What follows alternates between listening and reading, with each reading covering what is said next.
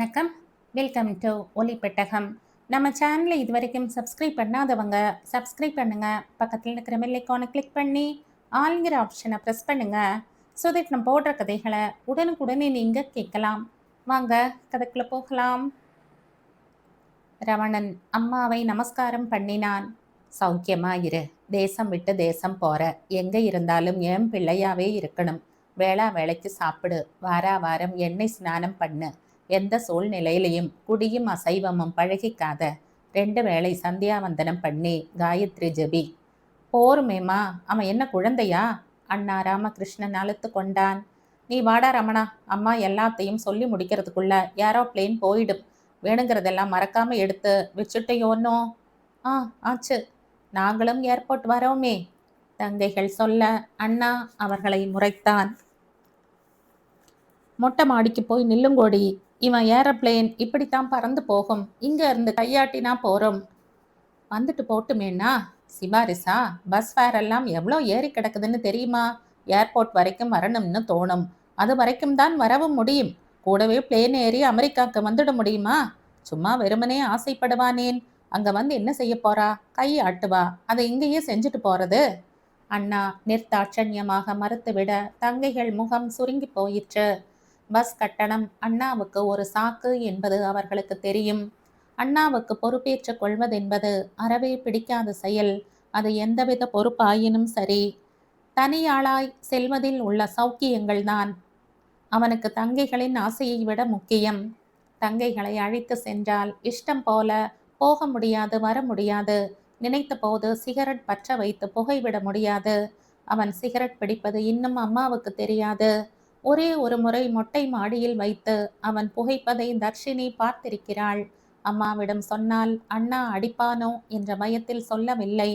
கல்யாணமாகி 2 குழந்தைகளை பெற்றவனை பற்றி என்ன போட்டு கொடுக்க முடியும்?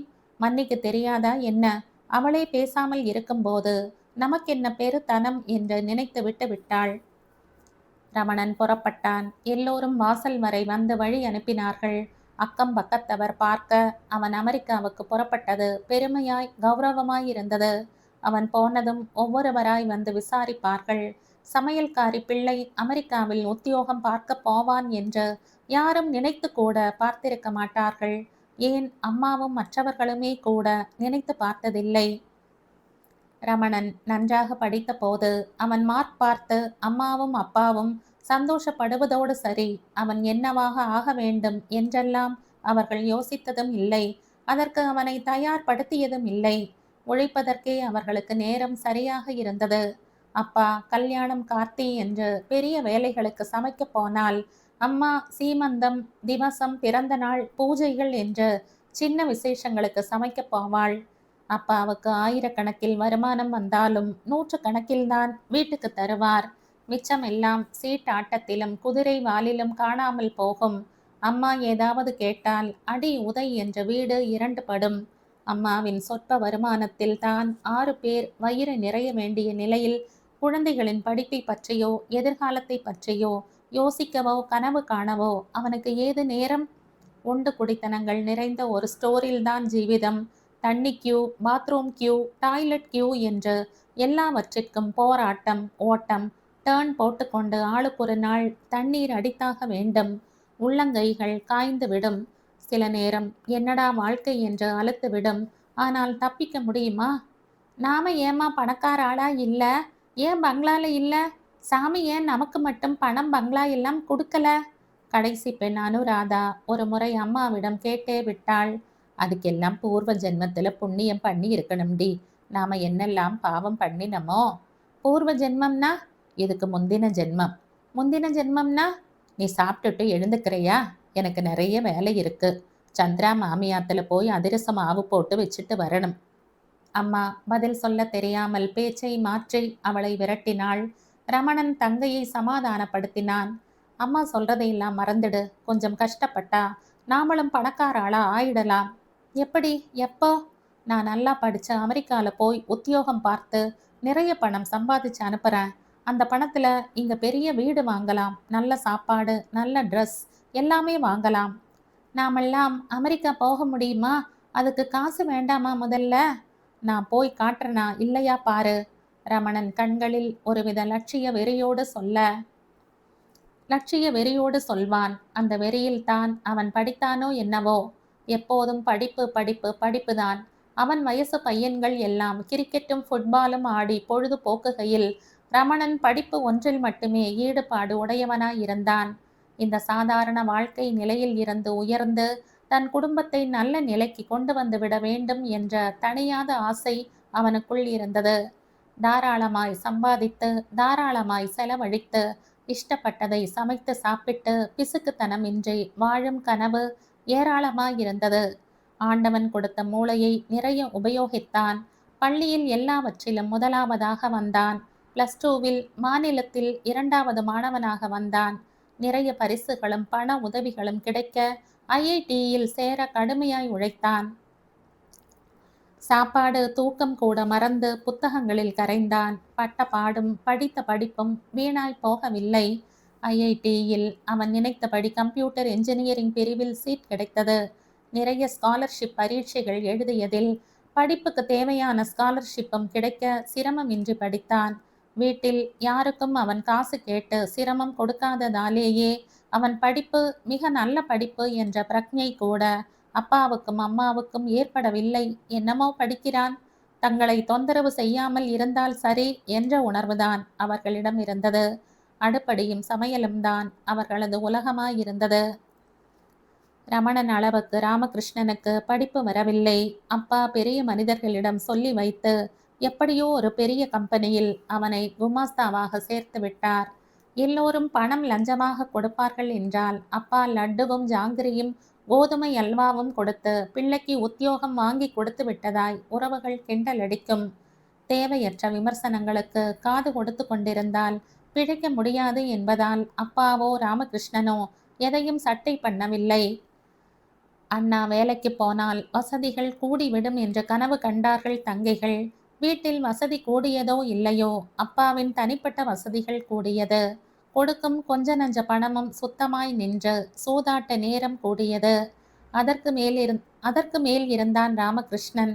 தான் கஷ்டப்பட்டு சம்பாதிக்கும் பணத்தை ஏன் வீட்டுக்கு வாரி இறைக்க வேண்டும் என்று நினைத்தாற்போல் புலம்பிக் கொண்டே பாதி சம்பளம்தான் வீட்டுக்கு கொடுத்தான். மிச்சத்தை என்ன செலவு செய்கிறானோ அவனுக்கே வெளிச்சம். அவன் சட்டை பை நிறைய லாட்டரி டிக்கெட்டுகளை ஒரு முறை தர்ஷினி பார்த்துவிட்டு அம்மாவிடம் காட்டிய போதுதான் அவன் என்ன செய்கிறான் என்பது புரிந்தது.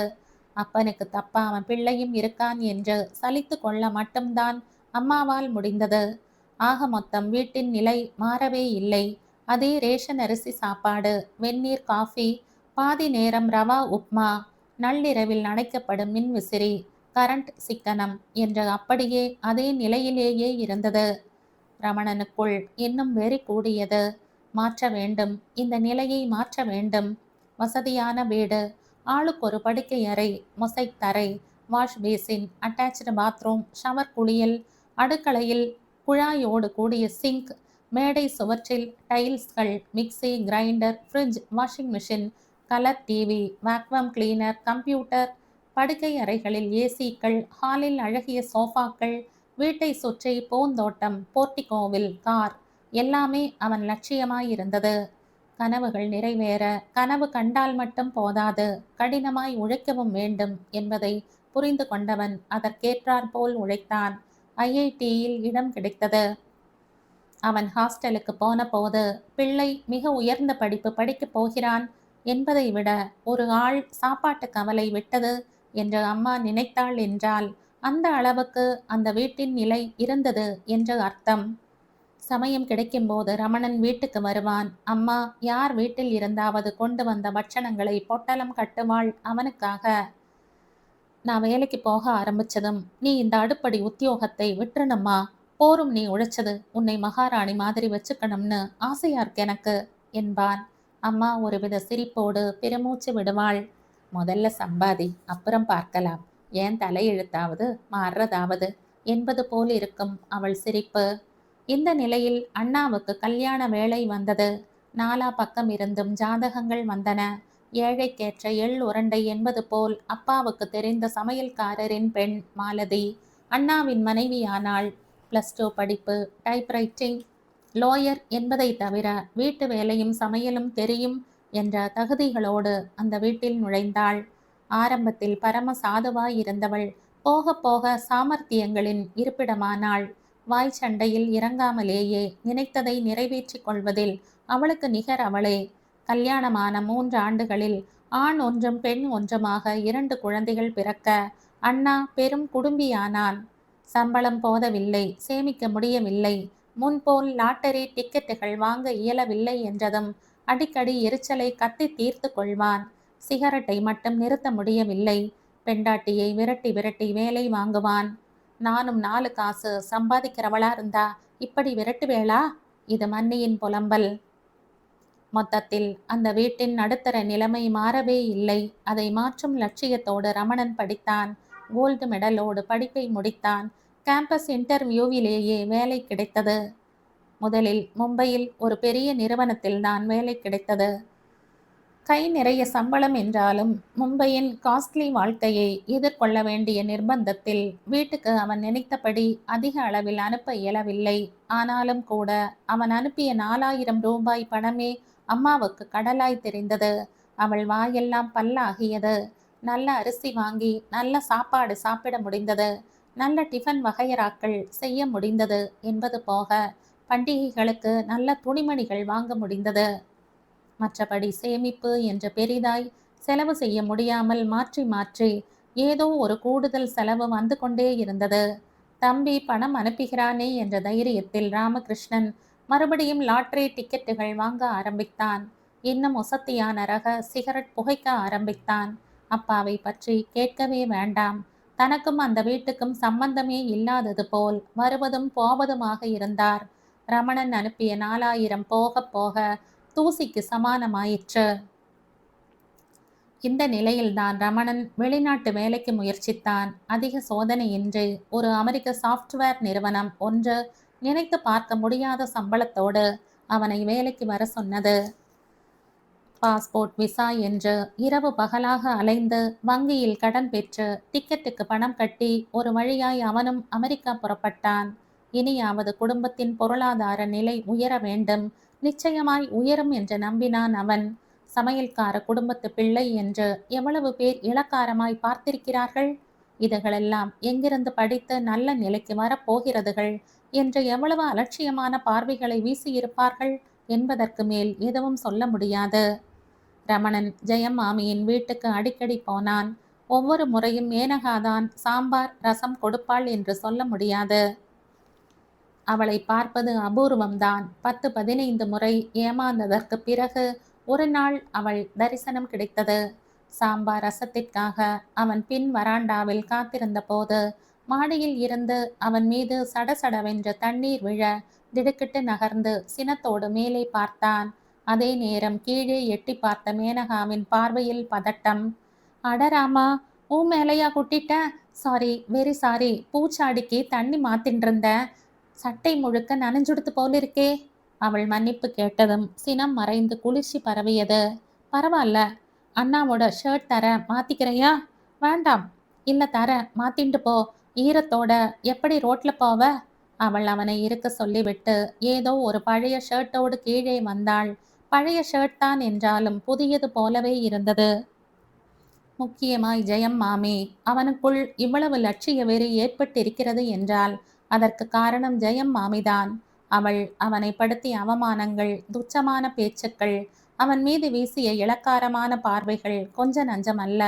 அதன் காரணமாகவே மாமிக்கு எதிரில் நல்ல நிலைக்கு உயர்ந்து வாழ்ந்து காட்ட வேண்டும் என்ற வெறி அவனுக்கு ஏற்பட்டதென்று சொல்லலாம். ஜெயமாமி 2 தெரு தள்ளி இருக்கும் ஒரு பங்களாவில் இருக்கிறாள். அந்த வீட்டின் விசேஷங்களுக்கு ஆஸ்தான சமையல்காரி அம்மாதான். மிச்சம் மீதி குழம்பு ரசம் கூட்டு எல்லாம் அம்மா மூலம் வீட்டுக்கு வந்துவிடும். கொடுப்பதால் இரக்க குணம் என்று சொல்லிவிட முடியாது. தன் உயரத்தை காட்டுவதற்காகவே அலட்சியமாக இந்தா பிழைத்துப்போ என்று தூக்கி எறியும் குணம். புருஷன் ஆர்கிடெக்ட். மூத்த பிள்ளை பிரபலமான சர்ஜன். 2வது பிள்ளை ஜப்பானுக்கும் லண்டனுக்கும் சிங்கப்பூருக்கும் பறந்து பறந்து பிஸ்னஸ் பண்ணும் MBA அறிவாளி. 3வது பெண் மேனகா. சாட்சாத் மேனகைதான். மின்னல் மாதிரி அப்படி ஒரு அழகு. 10 வினாடி தொடர்ந்து பார்த்தால் கண் கூசிவிடும். மிஞ்சி போன சாம்பாரும் ரசமும் கொடுத்து அனுப்புவதற்காக அம்மா அவனை சில நேரம் அழைத்து செல்வாள். அப்படி சென்ற ஒரு முறைதான் மேனகாவை முதலாக பார்த்தான். இப்படி ஒரு அழகா என்று ஸ்தம்பித்து போனான். அவள்தான் சாம்பார் ரசத்தை கொல்லைப்புற வராண்டாவில் கொண்டு வந்து கொடுத்தாள். மாமியோட பிள்ளையா நீ? ஆமா. என்ன பண்ற? +2 எழுதியிருக்க, இன்னும் ரிசல்ட் வரல. நீ 10வது எழுதிட்டு ரிசல்ட்டுக்கு வெயிட் பண்ற. அவள் பேசிய ஆங்கிலத்தில் நளினம் இருந்தது. அதற்கு மேல் என்ன பேசுவதென்று தெரியவில்லை. ஒருவித புன்சிரிப்போடு தான் கொண்டு வந்திருந்த பாத்திரங்களில் சாம்பார் ரசத்தை விட்டுக்கொண்டு காலி பாத்திரத்தை தோட்டத்து குழாயில் கழுவி கொடுத்தான். சாம்பார் ரசம் வாங்குவது முதன்முறையாக அவமானத்தையும் கூச்சத்தையும் ஏற்படுத்தியது. மற்றவர் முன் தங்களது ஏழ்மையை பறைசாற்றிக் கொள்வது சரியா என்ற சர்ச்சை உள்ளுக்குள் எழும்பியது.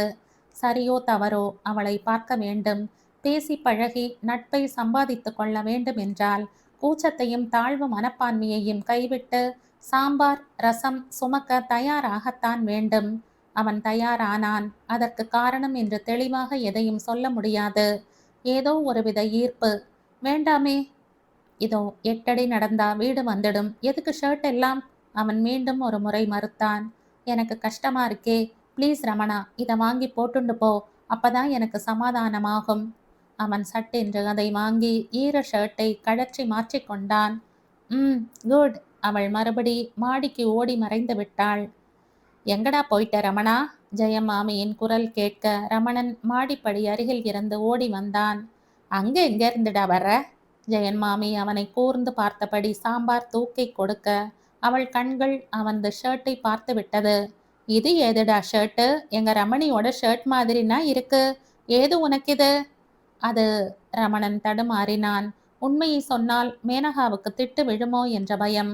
சொல்லாவிட்டால் திருட்டு பட்டம் கிடைத்துவிடும் என்ற இரண்டுங்கட்டான் நிலையில் திருவென்று விழித்தான். என்னடா முழிக்கிற? மாமி சந்தேகத்தோடு அவனை ஏற இறங்க பார்க்க ரமணனுக்கு அடி வயிறு கழன்று விட்டால் போல் இருந்தது. ஏண்டி ஜானகி, இங்க வா ஒரு நிமிஷம். உட்புறம் திரும்பி அம்மாவுக்கு ஒரு குரல் கொடுத்தாள். அம்மா முறுக்கு மாவு கையோடு ஓடி வந்தாள். என்ன, என்னாச்சு? உன் பிள்ளை சாம்பார் ரசத்துக்கு வந்தானா இல்ல ஷர்ட் எடுத்து மாட்டிண்டு போக வந்தானான்னு கேளு. என்னடா சொல்றா? அம்மா பதட்டத்தோடு கேட்க ரமணன் என்ன சொல்வதென்று புரியாமல் தடுமாறினான். பேச்சு சத்தம் கேட்க மாடியில் இருந்து எட்டி பார்த்த மேனகா சட்டென்ற பிரச்சனையை புரிந்து கொண்டு கீழே இறங்கி வந்தாள். ரமணனுக்கு அந்த ஷர்ட் நான் தாமா கொடுத்தேன். மேலே இருந்து தண்ணி கொட்டிட்டேன் அவன் மேலே, அதான் மாத்து ஷர்ட் கொடுத்தேன். ஏண்டி இஷ்டத்துக்கு ஷர்ட்டும் கேட்டும் கொடுக்க இது என்ன சத்திரமா சாவடியா? அதுவும் நல்ல ஷர்ட்டை தூக்கி கொடுத்துருக்க. தண்ணி கொட்டினா என்ன, சித்த நாழியில காஞ்சிட்டு போறது. இதுக்கு போய் புது சட்டையை எடுத்து கொடுப்பாளோ? இந்த ஷர்ட்டை அண்ணா போட்டுக்கிறதே இல்லைம்மா, அதுக்காக தூக்கி கொடுத்துடுறதா? 500 ரூபாய் சட்டை இது. செகண்ட் சேல் பண்ணினா கூட பாதி விலை கிடைக்கும். மாமி பேச பேச ரமணனுக்கு ஆசிட் விட்டாற் போல் உடம்பெல்லாம் எரிந்தது. அடுத்த நிமிஷம் சற்று தள்ளி போய் ஷர்ட்டை கழற்றி விட்டு ஈர ஷர்ட்டையே மாட்டிக்கொண்டு வந்தான். பிரச்சனையே வேண்டாம், இந்த உங்க மாமி உங்க ஆத்து ஷர்ட். அது சரி, நீ போட்டு கழட்டினதை நான் திரும்ப வாங்கி வச்சா சரியாயிடுமா? என் பிள்ளைக்கு தெரிஞ்சா இதை சுண்டு விரலால கூட தொடமாட்டான். நான் என்ன தீண்ட தகாதவனா? என்ன இப்படி பேசுறேள்? உன் பிள்ளைக்கு வாய் ஜாஸ்திடி ஜானகி, சொல்லி வை. ஒண்டு குடித்தனத்துல பழைய சாதமும் சாம்பாரும் சாப்பிட்றதுக்கே இவ்வளோ வாயினா எங்களை மாதிரி இருந்துட்டா தலை கீழா நிப்பாம் போல இருக்கே. ஏன் நீங்களாம் ஆகாசத்துல இருந்தா குதிச்சேள்? உங்களை மாதிரின்னு உசத்தியா பேசிக்க. பாத்தியா பாத்தியா, அதிகம் பேசுறான் இவன். ஆமாண்டா, நாங்கள்லாம் ஆகாசத்திலிருந்து குதிச்சவாதான். என்னன்ற இப்போ? நீ பேசலடா அம்பி. நீ தினமும் சாப்பிட்ற பார் எங்க ஆத்து சாம்பாரும் ரசமும், அதுல இருக்கிற உப்பும் உரப்பும் உன்னை அப்படி பேச வைக்கிறது. அப்படியா? அப்ப இனிமே கொடுக்கறதை நிறுத்திடுங்கோ, வாய் குறையறதான்னு பார்ப்போம். அடே அப்பா, நல்ல பிள்ளடி ஜானகி, உனக்கு நேர்மாறா இருக்கான். உன்னோடவே வச்சுன்றிருந்து முறுக்கு பிழிய விட்டிருக்கணும் இவனை. நீயோ படிக்க வச்சிருக்க. இந்த வாய்க்கு நாளைக்கு உன்னையே வித்தாலும் வித்துடுவான். ஜாக்கிரதையா இருந்துக்கோ. ஏ மேனகா, இந்த ஷர்ட்டை எடுத்து தண்ணியில போடு, நம்ம ஆத்து டிரைவருக்கு கொடுப்போம். மாமி உள்ளே போய்விட்டாள். அன்று முழுக்க அவமானம் அரைத்து தின்றது. உழைப்பில் கூட உயர்வு மட்டம் என்ற ஏதாவது இருக்கிறதா? உடலால் உழைப்பது, மூளையால் உழைப்பது என்று வேண்டுமானால் பிரிக்கலாமே தவிர, நேர்மையாய் செய்யப்படும் பிழைப்புகளில் உயர்வும் தாழ்வும் ஏது? மாமியும் பேச்சும் செயலும் மிகவும் காயப்படுத்திற்று. அன்று மட்டும் இல்லை, அதற்கு பிறகும் பல சந்தர்ப்பங்களில் மாமி அவனை துச்சப்படுத்தி இருக்கிறாள். அம்மாவுக்கு வேலையும், மாமி அவ்வப்போது விட்டெறியும் சில பொருட்களும், மிச்சம் மீதி சாப்பாடும் தேவை என்பதால் மாமி பேசியதை பெரிதாய் எடுத்துக்கொள்ளவில்லை. அம்மாவை விட்டால் மாமிக்கும் இந்த வேலைக்கெல்லாம் நல்ல ஆள் கிடைக்க மாட்டாள் என்பதால் அம்மாவை மாமியும் பகைத்து கொள்ளவில்லை. அதற்கு பிறகு மாமி வீட்டு சாம்பார் ரசத்தை தொடுவதை விட்டு விட்டான். இவ்ளோ வைராகியம் கூடாதடா ரமணா என்பாள் அம்மா கூட. ஆனாலும் ரமணன் வைராகியமாகவே இருந்தான். அதே நேரம் மாமியை விட ஒரு படி உயர்ந்த நிலைக்கு வந்து அவளை ஒரு முறையாவது துச்சமாய் பார்த்துவிட வேண்டும் என்ற வெறியும் அவனுக்குள் எழுந்தது. தன் கனவை நனவாக்கும் கடுமையான முயற்சியில் ஈடுபட்டு அதில் ஓரளவு வெற்றியும் பெற்றுவிட்டான். இன்று மாமியின் பிள்ளைகளுக்கு நிகராய் கௌரவமான படிப்பு, வெளிநாட்டில் வேலை மாமிக்கு நிச்சயம் செய்து எட்டியிருக்கும். அம்மா இன்னமும் கூட அங்கு ஏதாவது வேலை செய்து கொடுத்து கொண்டுதான் இருக்கிறாள். சொல்லாமலாயிருப்பாள் இவன் அமெரிக்கா போவதை பற்றி? மாமியின் ரியாக்ஷன் என்னவாக இருந்திருக்கும் என்று தெரியவில்லை. மாமிட்ட சொன்னையா என்று கேட்டு மாமிக்கு தேவையற்ற ஸ்தானத்தை கொடுக்க விரும்பாததால் அம்மாவிடம் அவனும் கேட்கவில்லை. ஆகட்டும், அமெரிக்காவிலேயே ஒரு வீடு வாங்கிவிட்டு பிறகு பார்ப்போம் மாமியை. விமானம் சரியான நேரத்திற்கு கிளம்பியது. 60 மாடிகள் கொண்ட ஒரு குடியிருப்பில் சகல வசதிகளோடும் கூடிய பிளாட் கிடைத்தது. குடித்தனத்திற்கு தேவையான எல்லா சௌகரியங்களும் அதில் இருந்தது. வாஷிங் மெஷின், கெய்சர், குளிரோ வெப்பமோ தரும் சாதனம், கட்டில், மெத்தை, தலையணைகள், போர்வைகள், கிச்சனில் சமைப்பதற்கு தேவையான எல்லா எலக்ட்ரானிக் சாதனங்களும் என்று எல்லாவற்றிற்கும் சேர்த்துத்தான் வீட்டு வாடகை. அதுவும் அப்படி ஒன்றும் அதிகம் இல்லை. சென்னையில் எலிபொந்து போன்ற வெறும் இடத்திற்கே ஆயிரக்கணக்கில் வாடகை கேட்பார்கள். மின்சார விளக்கில் இருந்து சகலமும் வருகிறவர்கள்தான் வாங்கி போட்டு கொள்ள வேண்டும். அதிலும் சிலர் வாஷிங் மெஷின் வைத்து கொள்ளக்கூடாது, ஃப்ரிட்ஜ் வைத்து கொள்ளக்கூடாது, ரேடியோவை அலறவிடக்கூடாது என்று ஆரம்பத்திலேயே சில விஷயங்களுக்கு தடை போட்டு விடுவார்கள். புது தேசம், இடம், சூழல், மனிதர்கள், சீதோஷ்ண நிலை எல்லாம் பழக ஒரு வாரம் ஆயிற்று. ஜெட்லாக் பிரச்சனை வேறு. ஒரு வாரம் கழித்துத்தான் அம்மாவுக்கு லெட்டர் எழுதினான். உழைக்கிறவனுக்கு ஏற்ற இடம் அமெரிக்காதான். உழைப்புக்கேற்ற ஊதியமும் வாழ்க்கைக்கு தேவையான வருமானமும் எல்லோருக்கும் கிடைப்பதால் வாழ்க்கை யாருக்குமே சிரமம் இல்லாது போகிறது. சென்னையை விடவே இங்கு வாழ்வது சுலபம் என்று குறிப்பிட்டு எழுதினான். இந்திய ரூபாய்க்கு 1.5 லட்சம் ரூபாய் ஆரம்ப சம்பளமாக கிடைத்த போது அவனுக்கே பிரமிப்பாய் இருந்தது. தன் செலவுகளுக்கு பணம் வைத்து கொண்டு தனக்கென்று ஒரு வங்கி கணக்கும் ஆரம்பித்து அதிலும் கொஞ்சம் பணம் போட்டுவிட்டு அம்மாவுக்கு முதல் மாதம் 50,000 ரூபாய் அனுப்பினான். வருமான வரி பிரச்சனை ஏற்படாதிருக்க பணத்தை அம்மா மற்றும் 2 தங்கைகள் பெயரில் பிரித்து அனுப்பினான். அம்மா மூக்கில் விரலை வைப்பாள்.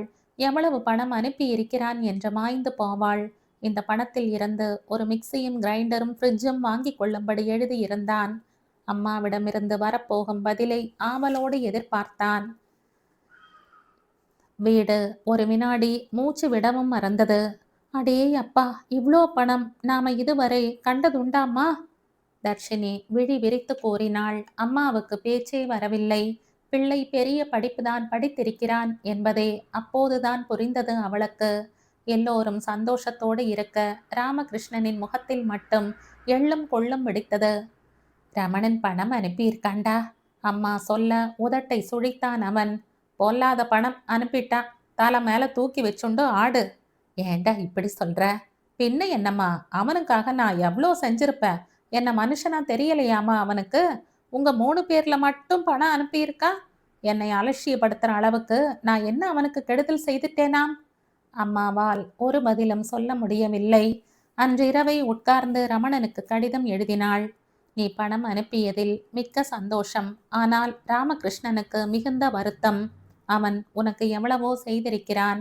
அப்படி இருக்கையில் நீ அவனை ஒதுக்கி எங்கள் 3 பேர் பெயரில் மட்டும் பணம் அனுப்பியிருப்பது அவனுக்கு வேதனையை உண்டாக்கிவிட்டது. அவன் பெயரிலும் ஒரு தொகையை அனுப்பியிருந்து நீ அவனுக்குரிய மரியாதையை கொடுத்திருக்கலாம்.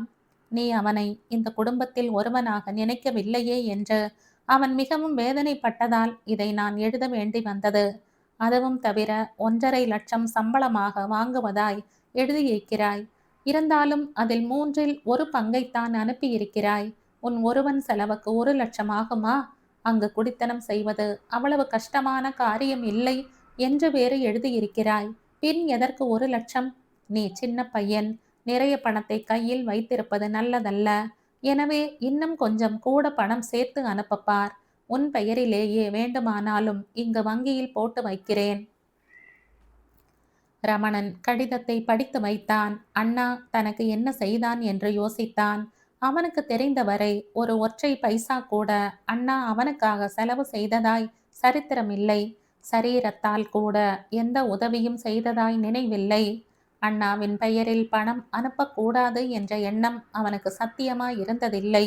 இது தவறென்றால் இத்தவறு எதேச்சையாய் அவனுக்கே தெரியாமல் எவ்வித நோக்கமும் இன்றி நடந்த தவறுதான். போகட்டும், அண்ணா எதுவும் செய்யவில்லை என்பதற்காக அவன் மீது அன்பில்லாமல் இல்லை. எல்லோரும் வேண்டும் எனக்கு. இப்படி நினைத்தவன் மறுநாளே ராமகிருஷ்ணனுக்கு கடிதமும் 10,000 ரூபாய் பணத்திற்கான செக்கும் அனுப்பினான். வாங்க சொன்னாள். மறுநாளே பளபளவென்று 3 பொருட்களும் வந்திறங்கிய போது பெருமையாயிருந்தது. அக்கம் பக்கத்தினரெல்லாம் வந்து பார்த்தபோது இன்னும் பெருமை கூடியது. இதெல்லாம் வாங்கினதுக்கு ஒரு கலர் டிவி வாங்கி இருக்கலாம். டிவி தானே முக்கியம். குடித்தனக்கார பெண் ஒருத்தி சொல்ல, அதுக்கென்ன, அடுத்த மாச பணத்துல வாங்கிட்டா போச்சு. அம்மா புன்னகையோடு சொன்னாள். எல்லாம் சரிதான். இன்னும் இந்த ஒண்டு குடித்தனத்துல தான் இருக்கணும்னு என்ன அவசியம்? புது கிரைண்டரில் அரைத்து வார்க்கப்பட்ட இட்லியை விழுங்கியபடி கேட்டான் ராமகிருஷ்ணன். மற்றவர்களும் அதை ஆமோதித்தார்கள். நானா வேண்டாங்கிற? நல்ல வீடா நீதான் பாரு. ஒண்டு குடித்தன கைகால் நீட்டி படுக்க கூட இடம் இல்லாத இத்தனை காலம் ஆழ்ந்தாச்சுமா.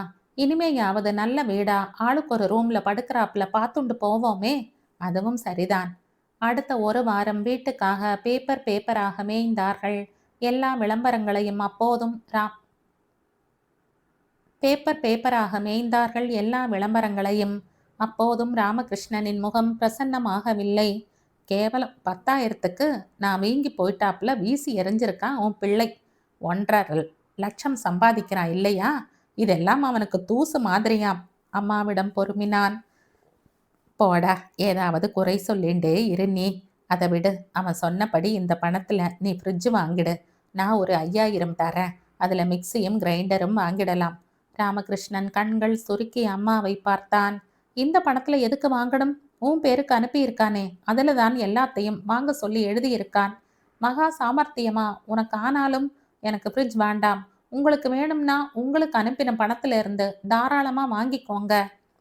சரியான பிள்ளைடா நீ. அம்மா அழுத்து கொண்டாள். பெண்களை அழைத்து அவர்களுக்கு அனுப்பிய பணத்தை ஃப்ரிட்ஜும் மற்ற பொருட்களும் வாங்குவதற்கு எடுத்து கொடுக்கும்படி கேட்டாள். என் படிப்பு செலவுக்காக அண்ணா அனுப்பின பணம் இது. இதை தந்துட்டா எப்படி? 2 பேரும் ஒரே காரணத்தை சொல்ல அம்மா வேறு வழியின்றி தன் பெயரில் உள்ள பணத்தையே எடுத்து கொடுத்து பார்த்தார்கள். எல்லோருடைய திருப்திக்கேற்பவும் வீடு வேண்டுமென்றால் 10இல் இருந்து 15,000 வாடகையும் ₹1,00,000 அட்வான்ஸும் கொடுக்க வேண்டி வரும் என்பது புரிய ஒரு நிமிடம் தயங்கினார்கள். வாடகை பிரச்சனை இல்லை. ஆனால் அட்வான்ஸுக்கு எங்க போக? இன்னும் 5-6 மாசம் போகட்டும், பணத்தை சேர்த்துண்டு போனா போறோம். அம்மா அத்தோடு அந்த பேச்சுக்கு முற்றுப்புள்ளி வைத்தாள். அடுத்த மாதம் ரமணன் ஆளுக்கு 20,000 என்ற கணக்கில் 4வருக்கும் பணம் அனுப்பியிருந்தான். என்ன பார்த்தா மனுஷனா தெரியலையாமா உன் பிள்ளைக்கு? அப்பா கத்தினார். காரணமாத்தான் அனுப்பி இருக்க மாட்டான். குதிரை வால்லையும் இஸ்பேட் கிளாவர்லையும் கோட்டை விடுறதுக்கா குழந்தை அங்க சம்பாதிக்கிறான். உங்களுக்கு வேணும்னா எதுக்கு வேணும், என்ன செலவுன்னு சொல்லி எங்க கிட்ட கேளுங்கோ. நியாயமா இருந்தா நாங்க தரோம். உங்களை எல்லாம் நிக்க வச்சு சுடணும்டி. சீட்டு ஆட்டத்துல ஒரு தரமானம் ஜெயிச்சாத்தான் துப்பாக்கியும் தோட்டாவும் கூட வாங்க முடியும். அம்மா நக்கலாக கூற அப்பா ஆத்திரத்தோடு எழுந்து புறப்பட்டார். யாருக்குடி வேணும் உங்க பிச்சை காசு? எனக்கு வேணுங்கிறதை சம்பாதிச்சுக்க. என் உடம்புல வேண்டிய வலு இருக்கு. ஒரு நாள் இல்ல ஒரு நாள் ரேஸ்ல ஜெயிச்சு கோடீஸ்வரனாகி காட்டுறனா இல்லையா பார். அப்பா சவால் விட்டு விட்டு போனதை யாரும் சட்டை பண்ணவில்லை. ஒவ்வொருவர் கணக்கிலும் கணிசமாய் பணம் இருந்தாலும் யாரும் வீட்டு செலவை பற்றி கவலைப்படவில்லை. தம்பி நிறைய பணம் அனுப்பியதால் ராமகிருஷ்ணன் சுத்தமாக வீட்டு செலவுக்கு பணம் கொடுப்பதையே நிறுத்திவிட்டான். என்னடா நியாயம் இது? வழக்கமா தர பணத்தை தரலாமோன்னோ? அம்மா கேட்டுவிட்டாள். ஏமா, அவன் என்ன கொஞ்சமாவா அனுப்புறான்? நான் தந்துதான் நிறையணுமா? என் சம்பளம் என்ன பிசாத்து சம்பளம்? அதையும் கொடுத்துட்டு என்ன நாக்க வழிக்க சொல்றியா? நான் ஒன்றும் அனாவசியமா செலவழிக்கிறது இல்ல. என் குழந்தைகளுக்குத்தான் 4 காசு சேர்த்துண்டு வரேன். தப்பா சொல்லு? அம்மா அதற்கு மேல் பேசவில்லை. பேசினாலும் பயன் இருக்காது. பணத்திற்கு பெரிய கஷ்டம் இல்லை என்ற நிலையில் அவன் பணம் தராதது பெரிய விஷயமாகவும் தோன்றவில்லை. கேட்டு பார்ப்போமே என்றுதான் அவளே கேட்டாளே தவிர வற்புறுத்தும் நோக்கம் எதுவும் இல்லை. கிரைண்டர் இருந்தால் தினமும் இட்லி, தோசை, அடை, சேவை என்று விதவிதமாய் சாப்பிட முடிந்தது.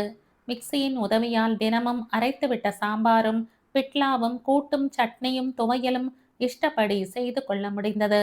ஃப்ரிட்ஜ் வந்த சந்தோஷத்தில் வகை வகையாய் ஐஸ்கிரீம் செய்து ருசித்தார்கள். திடீரென்று தரித்திரம் மறைந்து நல்ல உணவு உண்ண முடிந்ததில் எல்லோர் முகத்திலும் ஒருவித பொலிவு கூடிற்று. நிம்மதி பரவியிருந்தது. சந்தோஷம் நிறைந்திருந்தது. டிவியும் வாங்கி கேபிள் கனெக்ஷனும் கொடுத்து விட்டதில் குழந்தைகளுக்கு பரம சந்தோஷம். ரிமோட்டும் சேனல்களும் படாத பாடுபட்டது. பகலில் குடித்தனக்காரர்களும் வந்து ஒரு சீரியல் விடாமல் பார்த்து கதையோடு ஒன்றி உருகி கண் கலங்கிவிட்டு போனார்கள். ஆரம்பத்தில் எல்லோரும் வந்து டிவி பார்த்தது பெருமையாக இருந்தது. போக போக தொந்தரவாயிற்று. முகம் சுளிக்க வைத்தது. முகத்திற்கெதிரே சொல்லவும் முடியவில்லை. இப்போதைக்கு இன்னும் கொஞ்சம் வசதியா வீடு பார்த்துண்டு போறதை தவிர வேறு வழி இல்லம்மா. இதென்ன சாப்பிட்ற நேரம் தூங்குற நேரம்னு இல்லாம எப்ப பாரு யாராவது ஒருத்தர் டிவி பார்க்க வந்துண்டே இருந்தா எப்படி? பெண்கள் முனகத் தொடங்கினார்கள். அம்மா ராமகிருஷ்ணனிடம் வீடு பார்க்க சொன்னாள். 2 பெட்ரூம்களும் ஒரு ஹாலும் வசதியான சமையலறையோடும் கூடிய பிளாட் ஒன்று 5000 ரூபாய் வாடகையில் கிடைத்தது. அட்வான்ஸ் பணம் பற்றி மறுபடியும் பிரச்சனை கிளம்ப அம்மா 20,000 தருவதென்றும் மற்ற மூவரும் ஆளுக்கு 10,000 போட்டு அட்வான்ஸ் கொடுப்பதென்றும் முடிவில் தீர்மானமாயிற்று. இப்பவே சொல்லிட்ட, எங்களுக்கு ஒரு பெட்ரூம் வேணும், தங்கைகள் சொல்லிவிட்டார்கள். அம்மாவும் அப்பாவும் ஹாலில் படுக்கவும் ராமகிருஷ்ணனுக்கு ஒரு பெட்ரூம் என்ற முடிவாயிற்று. ஒண்டு குடித்தனத்தில் இருந்து பெயர்ந்து பிளாட்டுக்கு குடி வந்த போது சொர்க்கத்திற்கே குடி வந்து விட்டாற்போல் இருந்தது. இனி தண்ணீருக்கு கியூவில் நிற்க வேண்டாம். குழாயை திறந்தால் நல்ல தண்ணீரும் போர் வாட்டரும் கொட்டுகிறது. தகர கதவு ஓட்டைகளை புடவையால் போர்த்தி மறைத்துவிட்டு பாசி வழுக்கும் பாத்ரூமில் காக்காய் குளியல் போட வேண்டியதில்லை. தாழ்பால் சரியில்லாத கக்கூசில் இரும்பு பக்கெட்டை முட்டு கொடுத்துவிட்டு பயந்து பயந்து உள்ளிருக்க தேவையில்லை. நவீனமான பளபளவென்ற பாத்ரூமில் ஷவர் குளியலும் வெஸ்டர்ன் கிளசட்டும் வா வா என்றழைத்தது. சாமான்களை ஒதுக்கி வைத்து சீர் செய்யவே அன்று முழுக்க சரியாக இருந்தது. என்ன சொல்லு, வசதியா வாழறதும் ஒரு சுகம்தான். அம்மா மொசைத்தரையில் கால் நீட்டி அமர்ந்தபடி சொன்னாள். பின்ன இல்லையா? இத்தனை காலம் எவ்வளோ கஷ்டப்பட்டாச்சு அந்த பொந்துல. அது சரிதான். ஆனா அங்க சின்ன சத்தம் கேட்டாலும் என்னன்னு கேட்டுண்டு ஓடி வந்துடுவா எல்லாரும். இங்க யாரும் யாரோடையும் பேசிக்கிறது இல்லையே. எல்லார் வீட்டு கதவும் ஜெயில் மாதிரின்னா எப்பவும் சாத்தின்றிருக்கு. அதுக்கு என்ன பண்ண? இங்கெல்லாம் இப்படித்தான். வம்பு தும்பெல்லாம் இருக்காது. நாமளும் அப்படியே இருந்துட்டு போறது. யாரு வீட்டுக்குள்ளேயே அடைஞ்சு கிடப்பா? நான் வேலை ஏதாவது வந்தா போயிடுவேன். ஜெயம் மாமியாத்துக்கு மட்டும் போகாத. ரமணன் முக்கியமா சொல்லிட்டு போயிருக்கான். போன கடுதாசியில கூட எழுதியிருக்கான். அது வேணா வேண்டாம்னு வைக்கிறது. மற்றபடி உழைச்ச உடம்பு ஓய்வு கொள்ளாதடி. உழைக்கும் போது அலப்பா இருக்கும். அதை சும்மா உட்கார்ந்தா இருப்பு கொள்ளாது. உடம்பு வலிக்கிறாப்புல இருக்கும். இருக்கிற மட்டும் ஈஸ்வரன்னு இப்படியே உழைச்சுண்டே படுக்கை போடாம போய் சேர்ந்துடணும். வீடு ஒழித்ததும் அம்மா வக்கணையாய் சமைக்க எல்லோரும் ஒன்றாய் அமர்ந்து சாப்பிட்டார்கள். சீக்கிரமே தூங்க போனார்கள். கொசுக்கடி இல்லை. சின்ன சின்ன சப்தம் இல்லை. குழந்தைகளின் அழுகை ஒலி இல்லை. தண்ணீர் அடிக்கும் ஓசை இல்லை. மூட்டை பூச்சி தொல்லை இல்லை. கை கால் நீட்ட இடமின்றி உடம்பை சுருக்கி தூங்கும் நிலை இல்லை. ஆயினும் தூக்கம் வரவில்லை. 11 மணி வரை புரண்டு புரண்டு பார்த்துவிட்டு தூக்கம் வராமல் திடீரென்று எழுந்து உட்கார்ந்து தர்ஷினி விழுந்து விழுந்து சிரிக்க ஆரம்பித்தாள். அந்த சத்தத்தில் ஒவ்வொருவராய் எழுந்து உட்கார்ந்தார்கள். எதுக்குடி இப்படி சிரிக்கிற? அர்த்த ராத்திரியில எழுந்து உட்கார்ந்துண்டு அருகில் படுத்திருந்த அனு பயத்தோடு கேட்க, இன்னும் பொத்து கொண்டு வந்தது சிரிப்பு. ஏண்டி பாவி இப்படி சிரிக்கிற? அம்மா தலை முடியை முடிச்சிட்டபடி கேட்டாள். சொல்லி தொலையண்டி, அர்த்த ராத்திரியில என்ன சிரிப்பு வேண்டி கிடக்கு? ராமகிருஷ்ணன் கதவை திறந்து கத்தினான். பழைய ஆத்துல தூக்கம் சொக்கிண்டு வரும். கொசுவும் மூட்டைப்பூச்சியும் மத்த சத்தங்களும் தூங்க விடாது. இப்ப எதுவும் இல்ல. ஆனா ஏன் தூக்கம் வரலன்னு புரியல. ஒருவேளை தூக்கத்தை அங்கேயே விட்டுட்டு வந்துட்டோமோன்னு நினைச்சேன். சிரிப்பு வந்துடுத்து. தர்ஷினி சொல்ல, ஒரு வினாடி கழித்து அனு சிரிக்க, அவளை தொடர்ந்து ஒவ்வொருவராய் சிரிக்க ஆரம்பித்தார்கள். அக்கம் பக்கத்துல எல்லாரும் பயந்து சாக போறா நாம சிரிக்கிறத பார்த்து. அம்மா சொல்ல, இன்னும் சத்தமாய் சிரித்தார்கள். காரணமின்றி சிரிப்பு பொத்து கொண்டு வந்தது.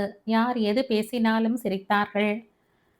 எனக்கு இப்ப தலையை விரிச்சு போட்டுண்டு, இவ்வளோ பெருசுக்கு குங்குமம் இட்டுண்டு, வெள்ளப்புடவை உடுத்திண்டு ஒரு நடை இந்த பில்டிங் முழுக்க நடந்துட்டு வரணும் போல இருக்கு அனு சொன்னாள். அவ்வளோதான், நாளைக்கே எல்லாரும் வாசப்படியில துடப்பக்கட்டையும் மந்திரிச்ச வேப்பிலையும் தொங்க விட்டுருவா. உடுக்கை சத்தமெல்லாம் கேட்கும். தர்ஷினி அதற்கு பதில் சொல்ல, சிரிப்பு சத்தம் இன்னும் அதிகமாயிற்று. சிரிச்சது போரும், படுங்கோடி. அம்மா ஒரு அதட்டல் போட்டாலும் நினைத்து நினைத்து யாராவது ஒருவர் மாற்றி ஒருவர் அடக்க முடியாமல் பக் பக் என்று சிரித்து சிரித்து மற்றவர்களின் சிரிப்பையும் கிளறி விட்டார்கள். எதற்கு சிரிக்கிறோம் என்றே தெரியாமல் சிரித்தார்கள். மெத்தை வாங்கலாம், தூக்கத்தை வாங்க முடியாது என்று சும்மாவா சொல்லி வைத்தார்கள்? அடுத்த வாரம் ரமணனிடமிருந்து கடிதம் வந்தது. வீடு மாறி இருப்பது பற்றி சந்தோஷம் என்று குறிப்பிட்டிருந்தவன், சொந்தமாகவே வாங்குவதற்கு வீடு ஏதாவது கிடைக்கிறதா பாருங்கள் என்றும் எழுதியிருந்தான். 15 இருந்து 20 லட்சத்திற்குள் இருந்தாலும் பரவாயில்லை. பழைய வீடாக இருந்தாலும் தனி வீடாக இருந்தால் வாங்கி புதுப்பித்து கொள்ளலாம், அல்லது இடித்து நவீனமாக கட்டி கொள்ளலாம். எப்படி சௌகரியமோ செய்து கொள்ளுங்கள். இன்னும் கூடுதலாகவும் பணம் அனுப்புகிறேன் என்று எழுதியிருந்தான். எல்லோருக்கும் உற்சாகம் ஏற்பட்டது. சொந்தமாய் ஒரு வீடு என்றால் சும்மாவா? ரமணா எழுதிய கடிதம் முதலில் சந்தோஷத்தை ஏற்படுத்தியது என்றாலும் போக போக அந்த சந்தோஷம் கலங்கி குழம்பியது. கடிதம் வந்த அன்றிரவு ராமகிருஷ்ணன் லேட்டாகவே வீட்டுக்கு வந்தான். ஏன் இவ்வளோ லேட்? அவன் படுக்கைக்கு வந்ததும் கேட்டாள் மாலதி. சொந்தமா வீடு பாருன்னு எழுதியிருந்தானே, அதான் பேப்பர்ல விளம்பரம் பார்த்துண்டு 4-5 வீடு போய் பார்த்துட்டு வரேன். கிடைச்சதா? வாங்குறாப்புல இருக்கா? எனக்கு ஒன்றும் பிடிக்கல, பார்ப்போம். இவ்வளோ சமத்திருந்தா என்ன ஆறது? மாலதியின் குரலில் தெரித்த கிண்டலில் அவளை நிமிர்ந்து பார்த்தான். என்ன சொன்ன நீ? இவ்வளோ சமத்து ஆகுமான்னு? ஏன் ஏன் சமத்துக்கு என்ன? அதானே, உங்க சமத்துக்கு என்ன? பெருசா ஒரு வீடு வாங்குங்கோ, தம்பி பணம் அனுப்புவான், அம்மா பேர்ல ரிஜிஸ்டர் பண்ணுங்கோ. 10-15 வருஷம் கழிச்சு அந்த சொத்துக்கு எல்லாரும் அடிச்சுக்கலாம். ராமகிருஷ்ணன் கண்கள் சுருங்க அவளை பார்த்தான். என்ன சொல்ற நீ? சமத்திருக்கிறவா சமுத்திரத்திலையா கரைவா? புரியும்படியா சொல்ல. கேட்கறதா இருந்தா சொல்றேன். இந்த காதலை வாங்கி அந்த காதலை விடுறதா இருந்தா எதுக்கு வார்த்தைகளை வீணடிக்கணும்? சொல்லி தொலையேண்டி. மாசம் வர பணத்தை கொண்டு நமக்குன்னு ஒரு பிளாட்டோ அல்லது நிலமோ வாங்கி போடுறது சமத்தா, இல்ல மொத்தத்துல இருக்கிறதையும் இழக்கிறது சமத்தா? ராமகிருஷ்ணன் அவள் கூறியதை அசை போட்டு யோசித்தான். உங்களுக்கோ லட்சமா சம்பாதிக்கிற யோகமும் இல்ல, சமத்தும் இல்ல. அதே நேரம் தம்பி ஆண்டான் கணக்கு பார்க்காம உங்க பேர்ல பணத்தை அனுப்பின்னு இருக்கான். அந்த யோகமாவது இருக்கேன்னு சந்தோஷப்படுறதோட நிறுத்திக்கப்படாது. வர பணத்துல எலி பொந்தானாலும் தனி பொந்துன்னு நமக்கு மட்டும் ஒரு வீடு உங்க பேர்லயோ என் பேர்லயோ வாங்குறத விட்டுட்டு எல்லா பணத்தையும் கடல்ல தான் கலப்பேன்னா எப்படி மெச்சிக்க முடியும்? நாளைக்கே என் பணத்துல வாங்கின வீடு தானேன்னு அவன் வந்து உங்களை வெளியே போன்னு சொன்னா என்ன பண்ணுவேள்? உங்க சம்பளத்துல தான் இந்த ஜென்மத்துல நாம ஒரு வீடு வாங்கிட முடியுமா? இப்போ தம்பி கணக்கு பார்க்கல, பாசமா அனுப்புறான். காற்றுள்ள போதே தூற்றிக்கு தெரிய வேண்டாமா? இப்ப என்ன செய்யலாங்கிற நீ? வீடு வாங்கி ஏதாவது காரணம் சொல்லி வீடு வாங்குற பிளானை ஏதாவது காரணம் சொல்லி இன்னும் 2 வருஷத்துக்கு தள்ளி போடுங்கோ. உங்க ஆபீஸ்ல ஏதாவது லோன் கிடைக்கிறதா பாருங்கோ. தம்பி அனுப்புற பணம், லோன் பணம் எல்லாத்தையும் சேர்த்து நமக்குன்னு ஒரு வீடு வாங்குங்கோ. வாங்கின விஷயத்தை உடனே சொல்லிக்க வேண்டாம். அப்புறம் தெரிஞ்சா கூட ஆபீஸ் லோன்ல வாங்கினது தான்னு சொல்லிப்போம். ராமகிருஷ்ணனுக்கு புரிந்தது. அவள் யோசனை பிடித்தது. சரி என்பது போல் தலையாட்டினான். இதில் ஒன்றும் தவறில்லை என்று தன்னைத்தானே சமாதானப்படுத்திக் கொண்டான். தான் அவன் நிலையிலும் அவன் தன் நிலையிலும் இருந்தால் தான் அவனுக்கு செய்ய மாட்டோமா? அவன் நன்றாய் இருக்க வேண்டும் என்று நினைக்க மாட்டோமா? அதே போலத்தானே என்று தன் செய்கைக்கு வியாக்கியானம் கூறிக்கொண்டான்.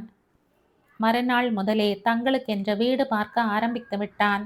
தனி வீடாகவும் சுற்றிலும் தோட்டமும் இருப்பது உத்தமம் என்றாள் மாலதி. ஊருக்கு வெளியில் இருந்தால் கூட பரவாயில்லை. போக போக அந்த இடம் டெவலப் ஆகி வீட்டின் மதிப்பும் நிலத்தின் மதிப்பும் எகிரக்கூடும் என்று ஆலோசனை சொன்னாள். தாம்பரத்திற்கும் வண்டலூருக்கும் இடையில் புதிதாய் ஒரு நகர் பெயரிடப்பட்டு நிலங்களும் கட்டிய வீடுகளுமே விலைக்கு கிடைப்பதாக யாரோ சொல்ல அரை நாள் லீவு போட்டுவிட்டு போய் விசாரித்தான். நண்பரின் உதவியால் ஒரு வீடு விற்பனைக்கு இருப்பதை அறிந்து அங்கு சென்றான். ஊரோட போயிடலாம்னு இருக்கோம், அதான் விற்கலாம்னு எண்ணம். எந்த ஊர்? பெங்களூர் பக்கம். ராமகிருஷ்ணன் வீட்டை சுற்றி பார்த்தான். 1.5 கிரவுண்டு நிலத்தில் 800 சதுர அடியில் கட்டப்பட்டிருந்த வீடு. 2 பெட்ரூம்களும் ஹாலும் கிச்சனும் அட்டாச்டு பாத்ரூமுமாய் மொசைக் தரையோடு உறுதியாக கட்டப்பட்டிருந்தது.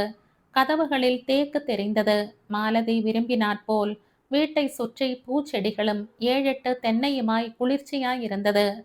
உங்க ரேட் என்ன? நேரடியாய் பேரத்திற்கு வந்தான். நாங்க வாங்கும்போது நிலம் 20,000 ரூபாதான். இப்ப லட்சத்துக்கு மேல போறது. ரொம்ப சிரமப்பட்டு கட்டினேன். அப்பெல்லாம் சரியா பஸ் வசதி கூட கிடையாது. தாம்பரம் வரைக்கும் ட்ரெயின்ல வந்து 3 கிலோமீட்டர் நடந்தே வருவேன். சில நேரம் எப்பவாவது ஏதாவது பிரைவேட் வேன் வந்தா உண்டு. இப்ப அப்படி இல்லை. எக்கச்சக்க பஸ். பாலாற்று தண்ணி உண்டு. விலை என்னன்னு சொல்லுங்களேன். நீங்க நல்ல மாதிரியா இருக்கீங்க. உங்களுக்காக வேணும்னா 8 லட்சம் சொல்லலாம். 8ஆ? ராமகிருஷ்ணன் கவலையோடு கேட்டான். எல்லாமாக சேர்த்தால் ஒரு 5-5.5 வரை புரட்டலாம். அதற்கு மேல் காசுக்கு எங்கே போவது? யோசித்தான். சாரி சார், 8னா என் பாடு கஷ்டம். பேரம் பேசுற என்னன்னு நினைக்காம கொஞ்சம் இறங்கி வந்தா நல்லா இருக்கும். சிட்டியில பழைய வீடு வாங்கி இடிச்சு கட்டினா கூட இவ்வளோ ஆகாது. நான் அந்த மாதிரியும் பார்க்குறேன். ஆனால் நல்ல லொக்காலிட்டியா கிடைக்கல. அவர் மனைவியை திரும்பி பார்த்தார். நான் யோசிச்சுட்டு சொல்கிறேனே. என் ஆஃபீஸ் ஃபோன் நம்பர் தரேன். உங்கள் ஃபோன் நம்பர் கொடுங்கோ. 5:30னா எனக்கு கொஞ்சம் சிரமம் இல்லாமல் இருக்கும். நீங்கள் சரின்னா அடுத்த முறை வைஃபை அழைச்சுண்டு வரேன். 10 நாள் ஆகும் லோன் கிடைக்க. அடுத்த மாதம் ரிஜிஸ்டர் பண்ணிடலாம். நான் யோசிக்கிறேன் சார். 1 வாரம் கழித்து ஃபோன் பண்ணுறேன். அவர் சொல்ல ராமகிருஷ்ணன் கை கூப்பி விடை பெற்று கொண்டு கிளம்பினான். இரவு மாலதியிடம் வீட்டை பற்றி சொன்னான். விழி விரிய கேட்டாள் அவள். நீங்க சொல்றத பார்த்தா நல்லா இருக்கும் போல இருக்கே. ஆனா 8னா கஷ்டம். 5:30-6னா கூட முடிச்சுடலாம். எனக்கு என்னமோ இறங்கி வந்துடுவார்னு தான் தோன்றது. பார்ப்போம், விதி இருந்தா வாங்குவோம். அலைந்த களைப்பில் தூங்கி போனான் அவன். ஏன் தர்ஷினி, தூங்கிட்டியா என்ன? அனு திடீரென்று எழுந்து உட்கார்ந்து படுத்திருந்த தர்ஷினியை தொட்டாள். என்ன? உங்ககிட்ட சில விஷயம் பேசணுமே. என்ன விஷயம்? யாரையாவது டாவடிக்கிறையா? சீப்பா, புத்தி போறத பார். அதென்னடி அவ்வளோ தப்பான வார்த்தையா? உனக்கு ரொம்ப நல்ல வார்த்தைன்னு தோன்றதா? அல்லது நீ யாரையாவது டாவடிக்கிறையா? எவனும் இதுவரை மாட்டல. மாட்டினா லவ் பண்ற உத்தேசம் இருக்கு. பயமா இல்லையா உனக்கு? இப்படி பேசுற? என்ன பயம்? யாருக்கு பயப்படணும்? எதுக்கு பயப்படணும்? திடீர்னு எங்க இருந்துடி இவ்வளோ தைரியம்? ரமணன் இருக்கிற தைரியம்தான். அவன் அனுப்புற பணம் கொடுக்கிற தைரியம்தான். பணம் இருந்தா தைரியம் வந்துடுமா? வரவழைச்சுக்க வேண்டியதுதான்.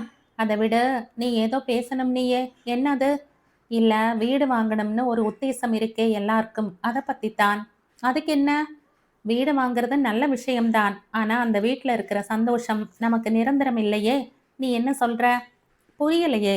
நமக்கு ஒரு கல்யாணத்தை பண்ணி அனுப்பிடுவாங்க. அதுக்கப்புறம் வாங்க போற பங்களாவை அனுபவிக்க போறது இவா எல்லாரும் தான். நாம வந்தா கூட விருந்தாளி மாதிரி தான் தங்கணும். ஒரு உரிமையும் இருக்காது. அண்ணன் சொத்துல பங்கு கூட கேட்க முடியாது. அதுக்கு என்ன செய்ய முடியும்? இருக்கிற வரை அனுபவிச்சுட்டு போக வேண்டியதுதான். நாமளா காசு போட்டு வாங்க போறோம்? நாம வாங்கலதான். ஆனா நம்ம பேர்ல இப்ப இருக்கிற பணத்தை கேட்டா கொடுத்துத்தானா ஆகணும். இனிமே ரமணன் அனுப்புற பணம் எல்லாம் வீட்டுக்குத்தான் சரியா இருக்கும். அப்புறம் ஏதோ ஆளுக்கு 10 பவுன் நகை போட்டு கடனேன்னு நம்மளை யாராவது அரசாங்கமும் மஸ்தாவோ ஸ்டெனோவோ கிடைச்சா அவன் தலையில கட்டிட்டு விட்டது தொல்லைன்னு நிம்மதியா இருந்துடுவா. நாம பழைய குருடி கதவை திரடி மறுபடியும் பழையபடி உண்டு குடித்தன வாழ்க்கையை ஆரம்பிக்கணும். புருஷன் கொண்டு வர பணத்துல இழுபறி வாழ்க்கையோட போராடணும். முடியுமா? அனு பேச பேச தர்ஷினியின் முகம் வெளுத்தது. தங்கையை வெறித்து பார்த்தாள் அவள். இதுக்கு என்ன செய்யலாங்கிற நீ? வீடு வாங்கினா நம்ம பேர்ல இப்ப இருக்கிற பணத்தை கண்டிப்பா கொடுத்துத்தான் ஆகணும். வாங்கிறது தள்ளி போகணும். அல்லது நாம கல்யாணமாகி போகிற வரை வாங்கவே கூடாது. அதுக்குள்ள நம்ம பேர்ல கணிசமா பணம் சேரும். அதை வச்சு நல்லா படிப்போம். படிப்பை வச்சு மாசம் 10,000 20,000ன்னு சம்பாதிக்கிற அளவுக்கு ஒரு நல்ல வேலை தேடிப்போம். நம்ம நிலையும் தகுதியும் உயர்ந்ததுன்னா ஆட்டோமேட்டிக்கா நம்மளை விட உயர்ந்த நிலையில இருக்கிற ஆம்பளை நமக்கு புருஷனா கிடைப்பான். ஒரு நல்ல வாழ்க்கை நிரந்தரமா நமக்கு கிடைக்கணும்னா நாம படிக்கணும். படிப்பால உயர்ந்து பொருளாதார ரீதியா நம்ம காலில் நிக்கணும். தர்ஷினிக்கு அவள் பேசியதெல்லாம் நியாயமாகவே தோன்றியது. ஏழையும் பணக்காரனும் காதலிப்பதும் ஒன்று சேருவதும் சினிமாவில் தான் சாத்தியம். நிஜம் என்பது வேறு. நிஜ வாழ்வில் பணம் பணத்தோடு சேரும். அழகு அழகோடு சேரும். அந்தஸ்து அந்தஸ்தையே விரும்பும். ரமணன் இன்று போல் எப்போதும் இருப்பானா தெரியாது. நாளைக்கே அவன் யாரையாவது காதலித்து கல்யாணம் செய்து கொண்டால்தான் தன் குடும்பம் என்று சுருங்கி போகக்கூடும்.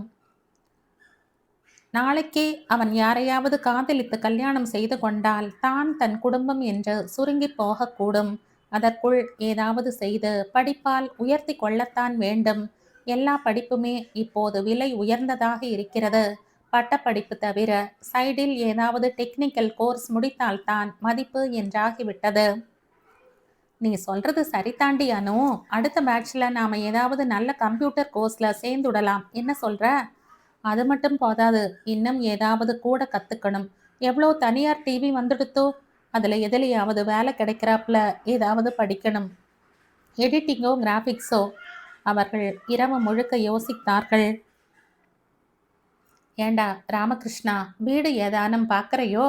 10 நாள் கழித்து ஒரு நாள் அம்மா கேட்டபோது ராமகிருஷ்ணன் உறுத்தலோடு மாலதியை ஓரக்கண்ணால் பார்த்துவிட்டு இல்லை என்று தலையாட்டினான். ஏமா, வீடு அமைகிறது என்ன லேசுப்பட்ட விஷயமா? எவ்வளோ விஷயம் கவனிக்கணும். கண் மூடி கண் திறக்கிறதுக்குள்ள ஏமாந்து போற சந்தர்ப்பம் இருக்கு தெரியுமோ? ஆகட்டுமே, இப்ப என்ன அவசரம்? அவன் எழுதிட்டா உடனே ரக்கை கட்டிண்டு பறக்க முடியுமா? மெதுவா பார்த்து நல்ல வீடா எல்லாருக்கும் பிடிச்சாப்புல கிடைக்கும் போது வாங்கிப்போம். அம்மா மௌனமாகி விட்டாள்.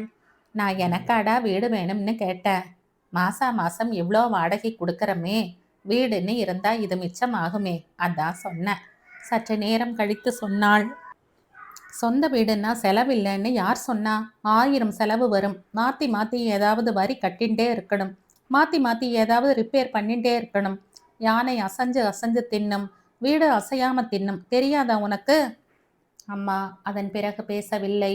என்னமோ செய் என்பது போல் எழுந்து சென்றாள். அழைப்பு மணி ஒலித்தது. அனு போய் கதவை திறந்தாள். பட்சணம் பண்ற ஜானகி மாமி? எங்கேருந்து வரேள்? ஜெயமாமி அனுப்பினா. ஆத்துல சிரார்த்தமாம். 4-5 நாள் வேலை இருக்காம். கையோட கூட்டிண்டு வர சொன்னா ஜானகி மாமியை. அம்மா நிறைய வேலை ஏத்துன்றிருக்கா, இப்போதைக்கு வர முடியாதுன்னு போய் சொல்லுங்கோ. அந்த ஆள் தயங்கி நின்றான். கண்டிப்பா கூட்டிண்டு வர சொன்னா. திடீர்னு கூப்பிட்டா எல்லா வேலையும் விட்டுட்டு ஓடி வந்துட முடியுமா? அம்மா நிறைய வேலை ஏற்கனவே ஏத்துன்றிருக்கான்னு சொல்லிடுங்கோ. அவன் போய்விட்டான். யாரடி? அம்மா அடுக்களையில் இருந்து வந்தபடி கேட்டாள். ஜெயமாமி ஆள் அனுப்பியிருக்கா வர சொல்லி. வர சௌகரியப்படாதுன்னு சொல்லி அனுப்பிட்டேன். ஏண்டி அப்படி மூஞ்சியில் அடிச்சாப்புல சொல்லி அனுப்பிட்ட? பின்ன என்ன செய்ய சொல்ற? உட்கார வச்சு உபச்சாரம் பண்ணிட்டு அனுப்ப சொல்றியா? எதுக்கு மூஞ்சிய காட்டணும்? அவாத்து சாம்பார் ரசத்துல தான் பாதி நாள் இங்க பசி தீர்ந்திருக்குங்கிறதை மறந்துட வேண்டாம்.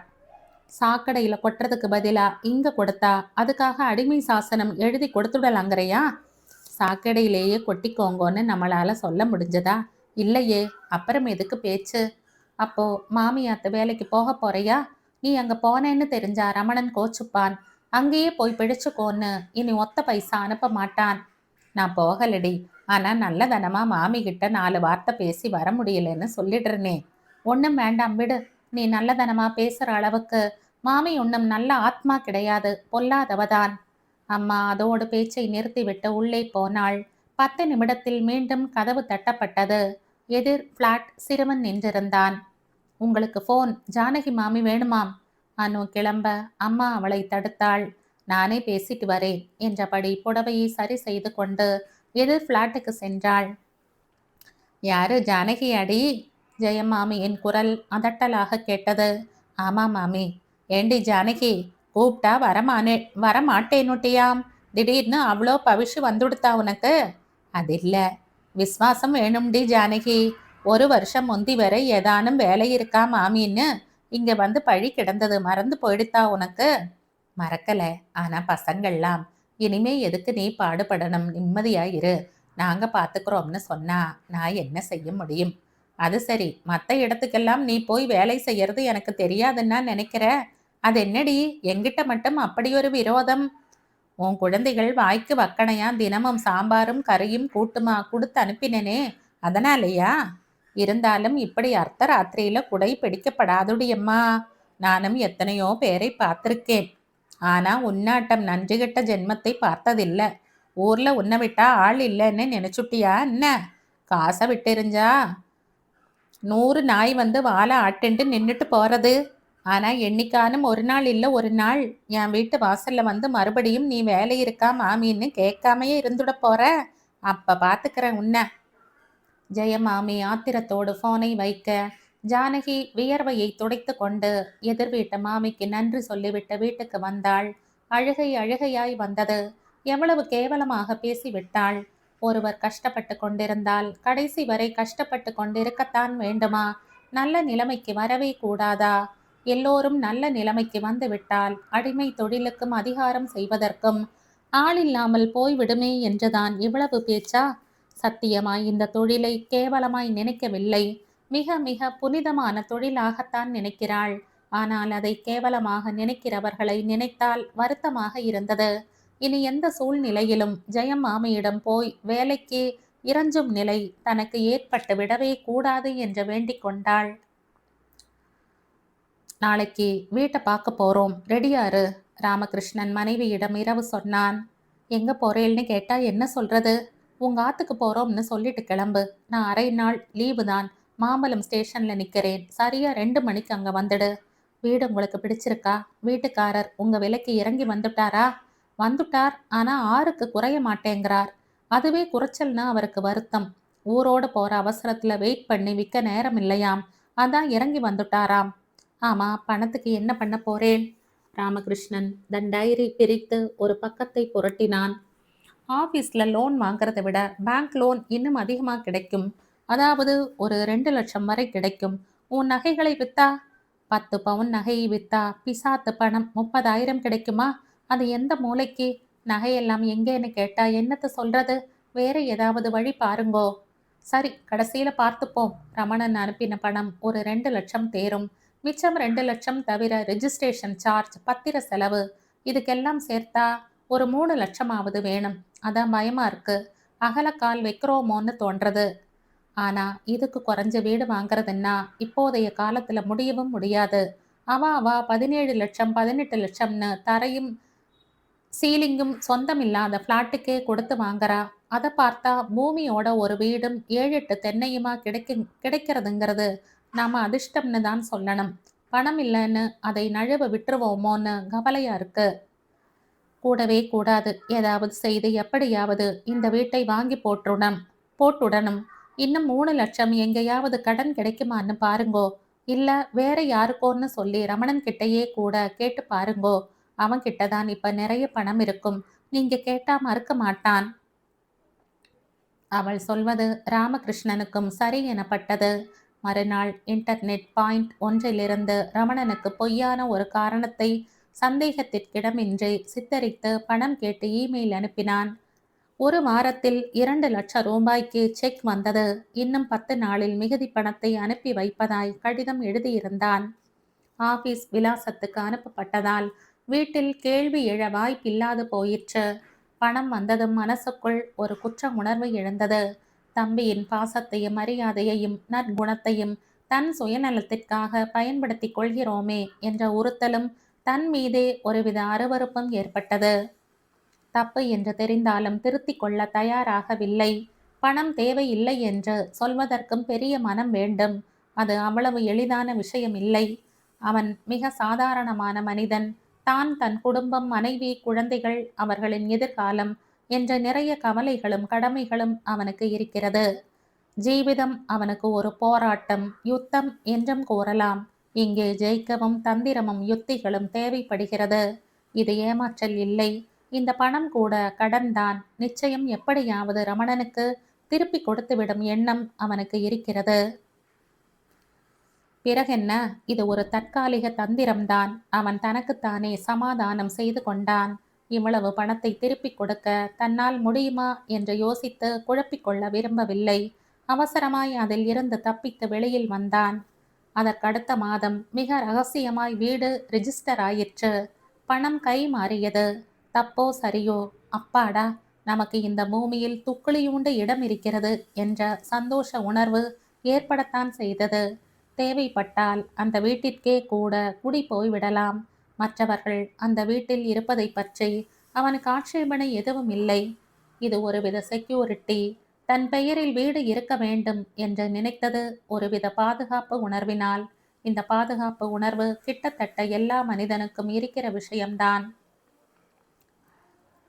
பயம் இருக்கிறவன் பாதுகாப்பை நாடுவான். பயமற்றவருக்கு பாதுகாப்பை பற்றிய சிந்தனையோ அதற்கான அவசியமோ இருப்பதில்லை. எதற்கு பஞ்சம் ஏற்படுகிறதோ அப்பொருளுக்கு அலைந்து அல்லாடி தேவைக்கு மேலேயே சேகரித்து வைத்து கொண்டு அப்போதும் நிம்மதி அடையாமல் இது எவ்வளவு நாளைக்கு வந்துவிடும் என்று கவலைப்பட்டு இன்னும் சேகரிப்பதற்கு அலைவதுதான் மனித சுபாவம்.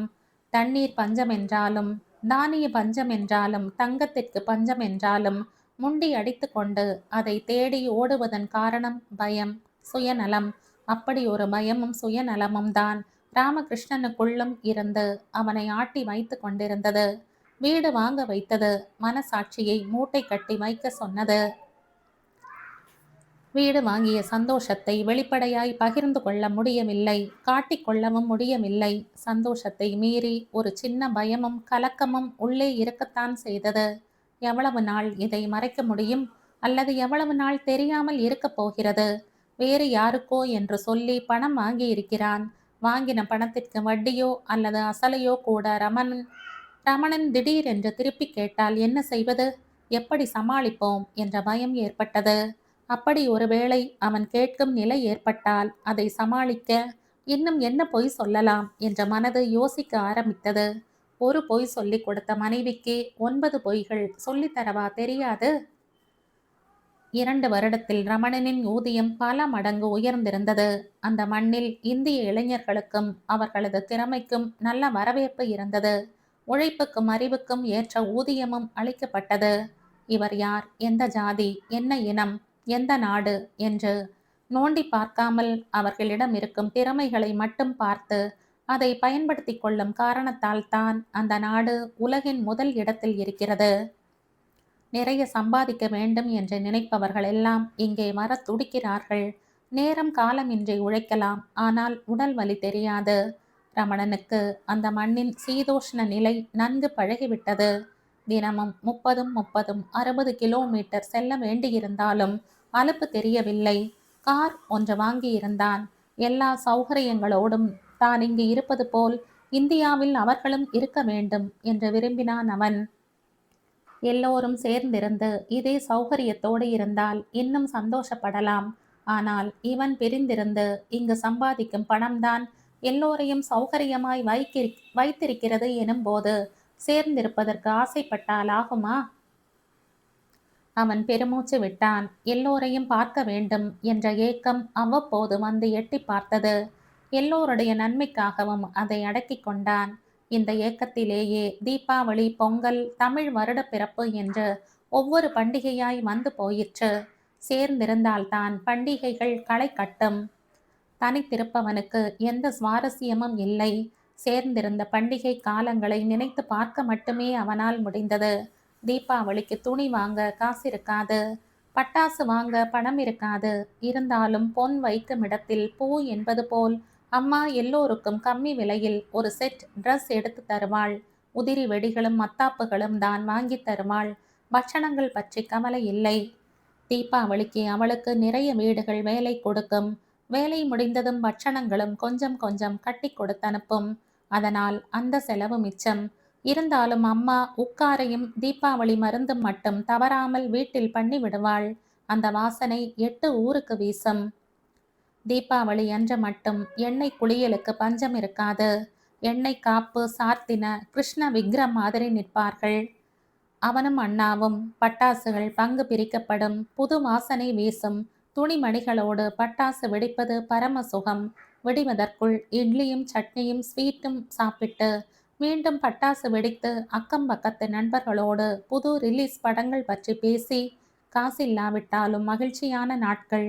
வருடம் முழுக்க அந்த ஒரு நாள் போலவே இருந்து விடாதா என்று ஏங்க வைக்கும் நாள். ரமணன் பெருமூச்சு விட்டான். இந்த வருடம் தீபாவளி எப்படி கொண்டாடியிருப்பார்கள் என்று யோசித்தான். எல்லோருக்கும் பட்டுப்புடவை வாங்கியதாய் அம்மா எழுதியிருந்தாள். இருந்தாலும் தீபாவளி சுவாரஸ்யமாய் இல்லை, என்னமோ தெரியவில்லை என்றும் எழுதியிருந்தாள். அடுத்த தீபாவளிக்கு ஊருக்கு போக வேண்டும் என்று நினைத்து கொண்டான் ரமணன். சொந்த வீட்டில் எல்லோரும் சேர்ந்து தீபாவளி கொண்டாடினால் இன்னும் நன்றாயிருக்கும் என்று தோன்றியது. 3 வருடமாக போகிறது அவன் இங்கு வந்து. இன்னுமா அண்ணாவுக்கு ஒரு நல்ல வீடு விலைக்கு கிடைக்கவில்லை? 2 வீடு வாங்கும் அளவுக்கு பணம் அனுப்பியாயிற்று.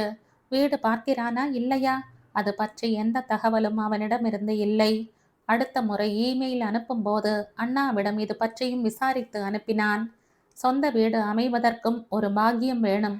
அது நமக்கு இருக்கிறதா என்று தெரியவில்லை. நானும் பார்த்து கொண்டுதான் இருக்கிறேன். என்னமோ ஒன்றும் சரியாகவில்லை. ஒன்று பிடித்தால் மற்றொன்று இடிக்கிறது. நான் பாட்டுக்கு எதையாவது வாங்கிவிட்டு நாளைக்கு நீ வந்து என்ன இப்படி வாங்கிவிட்டாயே என்று கேட்டுவிடக் கூடாதே. அந்த தயக்கத்தில்தான் சில வீடுகளை வேண்டாம் என்று தள்ள வேண்டி இருக்கிறது. நீ வரும்போது நீயே பார்த்து ஓகே சொல்லிவிட்டால் பிறகு மற்ற விஷயங்களை நான் பார்த்து கொண்டு விடுவேன். பார்ப்போம். எப்போது அந்த யோகம் நமக்கு ஏற்படுகிறதோ அன்று வீடு வாங்குவோம். நீ உடம்பை பத்திரமாக பார்த்துக்கொள். தர்ஷினியும் அனுவும் ஏதேதோ கோர்ஸ் சேர்ந்து படிக்கிறார்கள். நீ அனுப்பும் பணத்தில்தான் படிப்பதாக சொல்கிறார்கள். தேவையா என்று நானும் கேட்டுவிட்டேன். மதித்தால் தானே. நீயா பணம் கொடுக்கிறாய் கேள்வி கேட்க என்பது போல் பேசுகிறார்கள். எனக்கென்ன வந்தது என்று விட்டுவிட்டேன். இருப்பினும் உன்னிடம் கூற வேண்டியது என் கடமை. நாளைக்கு கல்யாணமாகி போகப் போகிறவர்கள் பணத்தை இப்படி தேவையற்ற விஷயங்களில் வீணடிப்பது கஷ்டமாயிருக்கிறது. அந்த காசில் நகை நட்டும் வெள்ளி பாத்திரங்களும் வாங்கி வைத்து கொண்டால் சமர்த்து என்று சொல்லலாம். சீர் செனத்தியும் ஆயிற்று. ஆனால் என் வார்த்தைகளுக்கு மதிப்பில்லை. நீதான் அவர்களை கண்டிக்க வேண்டும். 2 பேர் கல்யாண செலவு வேறு மலையாய் நிற்கும் எதிரில். நாம் தானே சமாளித்தாக வேண்டும். அதை பற்றி அவர்களுக்கு என்ன கவலை? எத்தனை படித்தாலும் யாராவது எதுவும் வேண்டாம் என்று சும்மா கல்யாணம் செய்து கொள்வார்களா என்ன? எவ்வளவு படித்தாலும் நாம் செய்கிற செலவை செய்துதானே ஆக வேண்டும். அதுவும் நீ அமெரிக்காவில் என்ஜினியராக இருக்கிறாய் என்று தெரிந்தாலும் 1க்கு 5 மடங்கு அதிகம் கேட்பார்கள். எல்லா சிரமமும் உனக்குத்தான். அதனால்தான் இதை பற்றி உன்னிடம் கூறி விடுவது என்று எழுதுகிறேன். என் நண்பர் விரைவில் பணத்தை திருப்பி தந்து விடுகிறேன் என்று வாக்களித்திருக்கிறார். வட்டி வாங்குவது நம் பிழைப்பல்ல என்பதால் வங்கி வட்டி மட்டும்தான் அவரிடம் வாங்குகிறேன். அதுவும் இந்த குடும்ப செலவுகளில் கரைந்து விடுகிறது. அது என்னமோ தெரியவில்லை. இப்போதெல்லாம் விலைவாசியும் அதிகமாகிவிட்டது. நம் வீட்டு செலவுகளும் அதைவிட அதிகமாகிவிட்டது. எல்லோரிடமும் பணம் தண்ணீர் பட்ட பாடுபடுகிறது. யாரும் யாரையும் எதுவும் கேட்க முடியவில்லை. என்னால் முடிந்ததை செய்துவிட்டு மௌனமாய் ஒதுங்கி விடுகிறேன். ஏதாவது கேட்டால் நீயா குட்டுகிறாய் என்று குதர்க்கமாய் பேசுகிறவர்களிடம் என்ன பேச? அப்பா ஒரு பக்கம் இன்னும் அதிகமாய் சீட்டாட்டத்திலும் குதிரை வாலிலும் தொலைத்து கொண்டுதான் இருக்கிறார். பணம் தரமாட்டேன் என்று அம்மா மறுத்தால் இந்த வயதிலும் அடிக்க கை ஓங்குகிறார் வெட்கம் இல்லாமல். அவளை காப்பாற்ற அவருக்கு நான் தான் அவ்வப்போது பணம் கொடுத்து கொண்டிருக்கிறேன். யாருக்கும் தெரியாமல் கேட்டால் இல்லவே இல்லை என்று சத்தியம் செய்வார். நீ இதை தெரிந்தாற்போல் காட்டிக்கொள்ள வேண்டாம். உனக்கு தெரிந்திருப்பது நல்லது என்பதால் எழுதுகிறேன். இவ்வளவு பணம் அனுப்பினேனே, எல்லாம் என்ன ஆயிற்று என்று நாளைக்கு நீ கேட்கலாம். அப்போது சொல்வதை விட அவ்வப்போது இப்போதே சொல்லிவிடுவது நல்லது என்பதால் தான் சொல்கிறேன். நீ எனக்கு அனுப்பும் பணத்திற்கு நான் கணக்கு வைத்திருக்கிறேன். பைசா பிசகாமல் கணக்கு சொல்லி மிச்ச பணத்தை உன்னிடம் எந்த நிமிடமும் ஒப்படைக்க நான் தயாராகவே இருக்கிறேன். மற்றவர்களை பற்றி எனக்கு தெரியாது. அவர்களிடம் நீதான் கேட்க வேண்டும். மற்றபடி இங்கு யாவரும் சௌக்கியம். குழந்தைகள் இருவரும் நன்றாக படிக்கிறார்கள். இங்கிலீஷில் பீத்து உதறுகிறார்கள். உன்னை மாதிரி அவர்களுக்கும் அங்கு வந்து வேலை செய்ய வேண்டுமாம். நன்றாய் படித்தால் போகலாம் என்று சொல்லி வைத்திருக்கிறேன். நீ எப்போது ஊருக்கு வருவதாக இருக்கிறாய்? லீவு கிடைக்காதா? கிடைத்தால் ஒரு முறை வந்து செல்லவும். உன்னை பார்க்க வேண்டும் போல் இருக்கிறது. நீண்ட கடிதம் ஆசீர்வாதத்தோடு முடிந்திருந்தது. பாவம் அண்ணா என்று தோன்றியது. பணம்தான் ஒரு மனிதனுக்கு மரியாதையை கொடுக்கிறது, வயது அல்ல என்று நினைக்கும் போது ஆச்சரியமாகவும் வேதனையாகவும் கூட இருந்தது. அண்ணாவிடம் கணக்கு கேட்பதா? அதற்கா பணம் அனுப்பினான்? எல்லோரும் வசதியாக இருக்கட்டும் என்றுதானே. யாருக்கு வேண்டும் கணக்கும் வழக்கும்? ஆண்டவன் புண்ணியத்தில் நன்கு படித்து நல்ல நிலைக்கு வந்தாயிற்று. பணத்திற்கும் பஞ்சம் இல்லை. இன்னும் நிறைய சம்பாதிக்க வயதும் காலமும் ஏகத்திற்கு இருக்கிறது. ஆண்டவன் நல்ல தேக ஆரோக்கியத்தையும் மன வலிமையையும் குறைவின்றி கொடுத்தால் போதும். இன்னும் எத்தனை கோடிகள் வேண்டுமானாலும் சம்பாதிக்கலாம். போதும், சின்ன வயதில் வேண்டிய அளவுக்கு கஷ்டப்பட்டாயிற்று. இனி அதுபோல் யாரும் கஷ்டப்படவே வேண்டாம். அதிலும் அம்மா பட்டிருக்கும் பாடு கொஞ்ச நஞ்சமல்ல. நாய் படாத பாடு பட்டிருக்கிறது அந்த ஜீவன். இவர்கள் அனைவரது பசி தீர்க்கவும் உடல் வளர்க்கவும் அக்னிக்கு முன் வெந்து நீராகி இருக்கிறாள். இப்போதும் கூட வேண்டாம் வேண்டாம் என்றாலும் சும்மா உட்கார முடியவில்லை என்ற காரணம் சொல்லி சின்ன சின்ன வேலைகளுக்கு போய் கொண்டுதான் இருக்கிறாள் என்று அண்ணா எழுதியிருந்தான். உழைத்த கட்டை ஓய்வை விரும்பவில்லையோ என்னவோ. வலுக்கட்டாயமாக ஓய்வு கொடுத்தால் அது மன ரீதியாய் அவளை பாதிக்கக்கூடும் என்பதால் விட்டுவிட சொல்லி அண்ணாவுக்கு கடிதம் எழுதிவிட்டான். நல்ல புடவை வாங்கிக்கொள், 4 நகைகள் வாங்கி போட்டுக்கொள். ஜெயம் மாவையைப் போல் நீயும் கம்பீரமாக கால் மேல் கால் போட்டுக்கொண்டு அமர்ந்து அதிகாரம் பண்ணு என்று பொன் சிரிப்போடு அவளுக்கு கடிதம் எழுதினாள். போடா போக்கத்தவனே என்கிற ரீதியில் வெட்கமும் சிரிப்புமாய் பதில் வரும். ஜெயம் மாமி எப்படி இருக்கிறாள் என்று தெரியவில்லை. அவளுக்கென்ன, பிறவி மகாராணி. இன்னும் 7-8 தலைமுறைக்கும் ராணியாகவே இருப்பாள். அவளது கிரீடத்திற்கும் செங்கோலுக்கும் என்றும் பழுது வராது. இந்த நிமிடம் கூட யாரையாவது அதட்டி வேலை வாங்கி கொண்டிருப்பாள். யார் வீட்டுக்காவது மிஞ்சிய சாம்பாரும் கூட்டும் கொடுத்து அனுப்பி கொண்டிருப்பாள். கொடுப்பது புண்ணியத்திற்காக அல்ல, தன்னை உயரத்தில் வைத்து 4 பேர் கை ஏந்துவதில் ஒருவித திருப்தி. தன்னை யாசித்து நிறைய பேர் அண்டி நின்று கொண்டே இருக்க வேண்டும், அதில் ஒரு ஆனந்தம். அதிகார வெறி கூட ஒருவித போதைதான். மாமிக்கு அந்த போதை கொஞ்சம் அதிகம். மாமியின் நினைவு வந்ததும் கூடவே அவள் பெண் மேனகாவின் நினைவும் வந்தது. அவளை நினைத்ததும் முகத்தில் ஒரு மென்மையும் புன்னகையும் படர்ந்தது. அவள் நல்ல பெண்தான். பாவம், தண்ணீர் கொட்டி விட்டோம் என்று தெரிந்ததும் என்னமாய் பதறிப்போனாள். இப்போது அவள் எப்படி இருக்கிறாள், என்ன செய்கிறாள் என்று தெரியவில்லை. திருமணம் ஆகிவிட்டதா என்று தெரியவில்லை. ஒருவேளை ஆகவில்லை என்றால் சந்தோஷம். என்ன சந்தோஷம்? உள்ளே ஒரு குரல் கிண்டலாக கேட்டது. சந்தோஷம்னா சந்தோஷம்தான், என்னவென்று கேட்டால் என்ன சொல்வது? இல்லையே, இதற்கு ஏதோ காரணம் இருக்க வேண்டும். அதென்னமோ எனக்கு தெரியாது. நான் சொல்லவா காரணத்தை? என்னவாம்? உனக்கு பொறாமை. அவள் பக்கத்தில் யாரையும் நிறுத்தி பார்க்க உன்னால் முடியாது. அவள் பெயரோடு இணைய வேண்டிய பெயர் உன்னுடையதா இருக்க வேண்டுமே என்று நினைக்கிறாய்.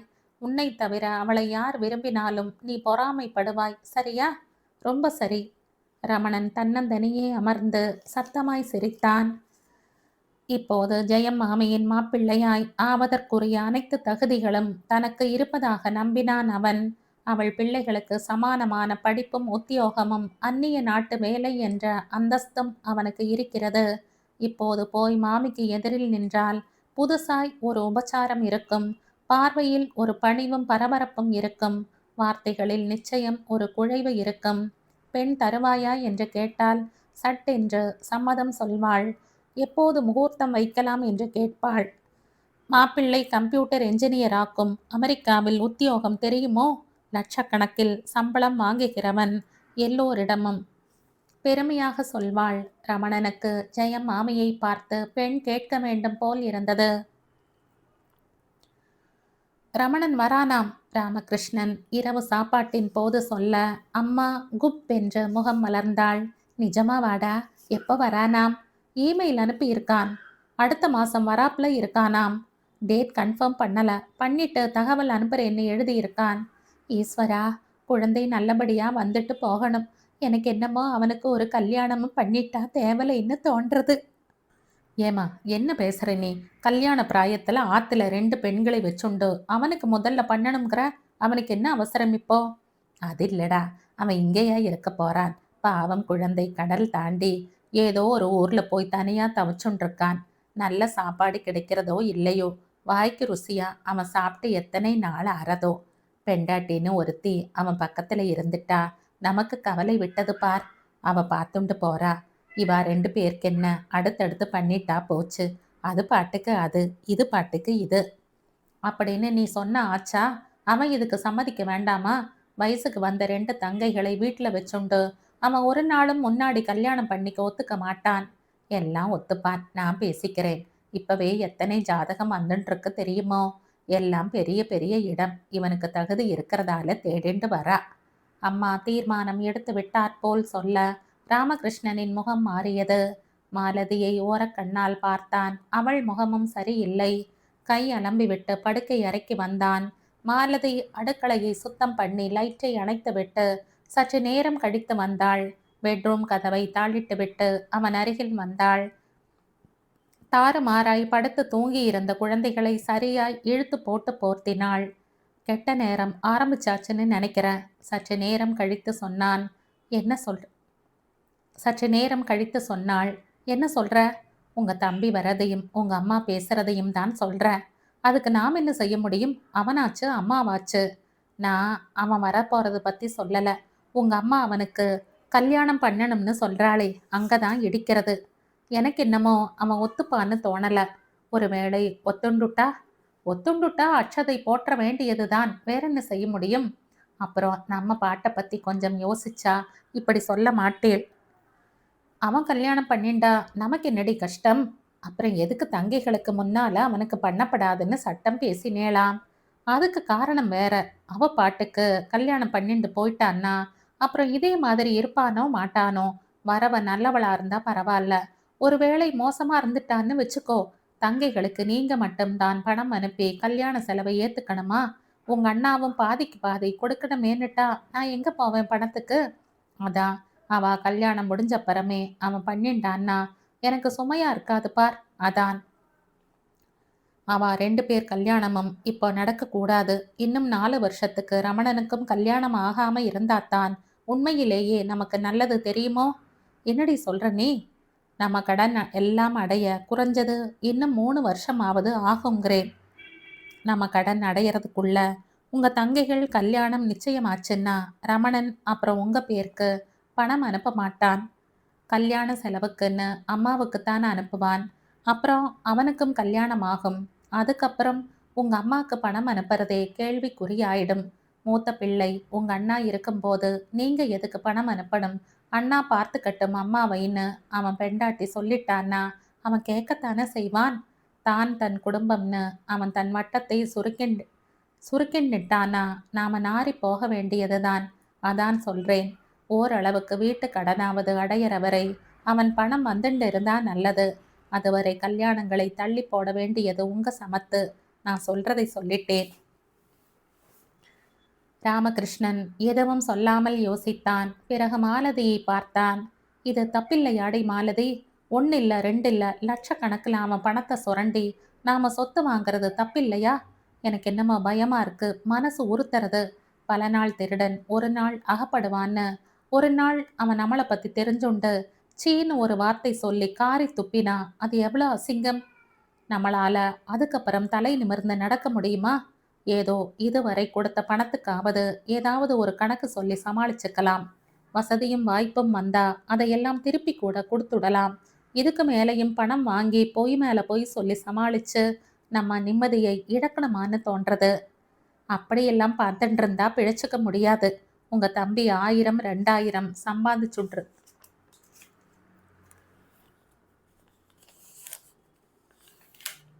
1000 2000 சம்பாதிச்சுட்ருந்து நாம அவங்க கிட்ட காசு வாங்கி பிழைக்க நினைக்கிறது தப்புதான்.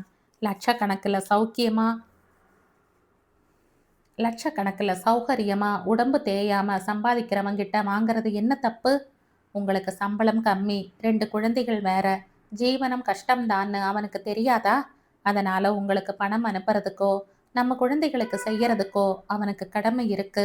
அண்ணா மன்னிங்கிறவா இன்னொரு அப்பா அம்மா மாதிரிங்கிறது உண்மைன்னா அப்பா அம்மாக்கு அவன் செய்யறதுலையோ அவங்கிட்ட நாம வாங்கிக்கிறதுலையோ ஒரு தப்பும் இல்லை. அனாவசியமா உங்களுக்கு உறுத்தலும் வேண்டாம், பயப்படவும் வேண்டாம். இதெல்லாம் சின்ன சின்ன தந்திரங்கள் தான். குருஷேத்திரத்துல கிருஷ்ணன் பண்ணாத தந்திரங்களா? நம்ம வாழ்க்கையும் கிட்டத்தட்ட குருஷேத்திரம்தான். நம்மளை காப்பாத்திக்க நாமளும் சில தந்திரங்கள் செய்கிறோம், அவ்வளோதான். மாலதி சாமர்த்தியமாக பேச ராமகிருஷ்ணன் சமாதானமானான். மறுநாள் காலை அம்மாவிடம் சமயம் பார்த்து மெதுவாக பேசினான். தங்கைகள் இருவரும் ஏதோ கிளாஸுக்கு சென்று விட்டது வசதியாக இருந்தது. எவ்வளோ நாள் இருப்பானாம் ரமணன்? அம்மா கேட்டாள். என்ன, ஒரு 3 மாசம் இருப்பான். அவ்வளோதானா? அதுக்குள்ள பொண்ணு பார்த்து ஏற்பாடு பண்ணி அவளுக்கு பாஸ்போர்ட் விசா எல்லாம் கிடைச்சு. அம்மா பெருமூச்சோடு சொன்னாள். நான் ஒன்று சொன்னா காது கொடுத்து கேட்பியா நீ? என்ன? ரமணனுக்கு அப்படி என்ன வயசாயிடுத்து இப்போ? 25 ஆக போறதேடா. ஆம்பளைக்கு இது ஒரு வயசா? 28ல தான் இப்பெல்லாம் பொண்களே கல்யாணம் பண்ணிக்கிறாளாம். இப்பவே அவனுக்கு எதுக்கு கல்யாணம்? அவனாவது கொஞ்ச நாள் நிம்மதியா இருந்துட்டு போகட்டுமே. கல்யாணம், குடும்பம், குழந்தைன்னு எல்லா கஷ்டமும் தான் இருக்கவே இருக்கு. இப்ப என்ன அவசரம்? அதுவும் இல்லாம இன்னொரு விஷயத்தையும் நீ இப்போ யோசிக்கணும். என்ன விஷயம்? தர்ஷினி, அனு 2 பேருக்கு நாம கல்யாணம் பண்ணணும்னா எவ்வளோ பணம் வேணும்? தவிர வீடு ஒன்று வாங்கணும். இதுவரை அவன் அனுப்பின பணத்துல பெருசா என்ன பண்ணிட முடியும்? நீ பாட்டுக்கு அவனுக்கு ஒரு கல்யாணத்தை பண்ணி அனுப்பிட்டேன்னா அதுக்கப்புறம் அவன் குடும்பம், அவன் குழந்தைன்னு அவன் சம்பாத்தியம் பூரா அவனுக்கே சரியாயிடும். அவன் அனுப்புற பணம் குறையலாம், அல்லது அவன் பொண்டாட்டி அதி சமர்த்தா இருந்தான்னா முழுக்கவே கூட பணம் அனுப்புறது நின்று போயிடலாம். அப்படி நின்று போயிடுத்துன்னா நீ என்ன செய்வ? இல்ல, என்னால தான் என்ன செய்ய முடியும்? நீ என் பணம் எல்லாத்துக்கும் பத்துமா? மறுபடியும் உண்டு குடித்தனம், கக்கூஸ், பாத்ரூம் கியூ, தண்ணி கியூ, மாச கடைசி, அரை பட்டினின்னு பழைய வாழ்க்கைக்கு போக நம்மளால முடியுமா? முன்னாடி போகலாம், பின்னாடி போனா மரியாதை கிடைக்குமா?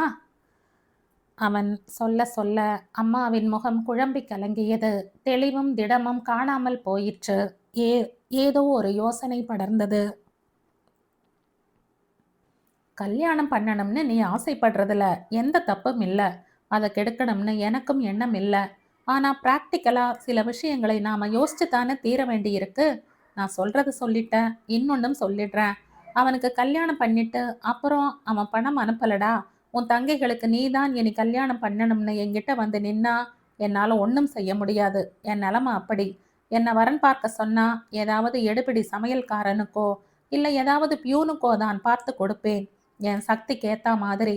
அதனால் யோசிச்சுக்கோ. உனக்கு ஃபர்ஸ்ட் கிளாஸ் மாப்பிள்ளை வேணும்னா ரமணனை கெட்டியாக பிடிச்சுக்கோ. இல்லை நான் சொன்னபடி சாதாரண மாப்பிள்ளைகள் போதும்னா தாராளமாக உன் பிள்ளைக்கு கல்யாணம் பண்ணி வச்சுக்கோ. ராமகிருஷ்ணன் ஆஃபீஸுக்கு கிளம்பி விட்டான். அம்மா வெகு நேரம் அசையாமல் அமர்ந்திருந்தாள். ஏர்போர்ட்டில் வந்திறங்கி கிளியரன்ஸ் முடிந்து வெளியில் வந்த தம்பியை அணைத்து சந்தோஷமாக வரவேற்றான். நன்னா செக்கச்சவேல்னு வெள்ளக்கார நாட்டமே ஆயிட்டியடா. குண்டாயிட்டேன்ல? அசிங்கமா இல்ல, ஆனா இன்னும் வெயிட் போட்டா மாமா மாதிரி ஆயிடுவ. எக்ஸசைஸ் பண்ணி எடையை குறைச்சிக்கோ. ராமகிருஷ்ணன் அவன் சூட்கேஸ்களில் ஒன்றை வாங்கி இழுத்து கொண்டு நடந்தான். சூட்கேஸ் கனத்தது. உள்ளே என்னவெல்லாம் இருக்கும் என்ற ஆர்வம் ஏற்பட்டது. நீ மட்டும்தான் வந்தியா? எல்லாரும் வந்திருப்பேன்னு நினைச்சேன். எதுக்கு இங்க கூட்டம் போடணும்? நீ தான் ஆத்துக்கு வரத்தான் போற, அங்க பேசிக்கிறது. தர்ஷினி, அனு, மன்னி எல்லாரும் எப்படி இருக்கா? அப்புறம் குழந்தைகள் எப்படி படிக்கிறா? எல்லாரும் சௌக்கியம்.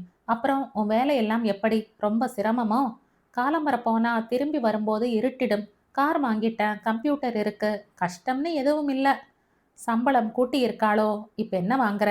நம்ம கணக்கில் சொல்லு. நம்ம கணக்குக்கு 4.5 லட்சம் ஆறுது. அங்கெல்லாம் அது பெரிய விஷயமே இல்லை. 4.5 லட்சமா? ராமகிருஷ்ணன் ஒரு வினாடி அயர்ந்து போனான். பொறாமை கூட ஏற்பட்டது. அதை கேட்டு தான் இங்கு வாங்கும் 6,000 ரூபாய் சம்பளம் வெட்கத்தையும் வெறுப்பையும் ஏற்படுத்தியது. நிறைய படித்திருந்தால் தானும் இப்படி சம்பாதித்திருக்கலாமோ? என்ற உறுத்தல் மனசின் ஒரு மூலையில் தோன்றி பெருமூச்சாய் வெளிப்பட்டது.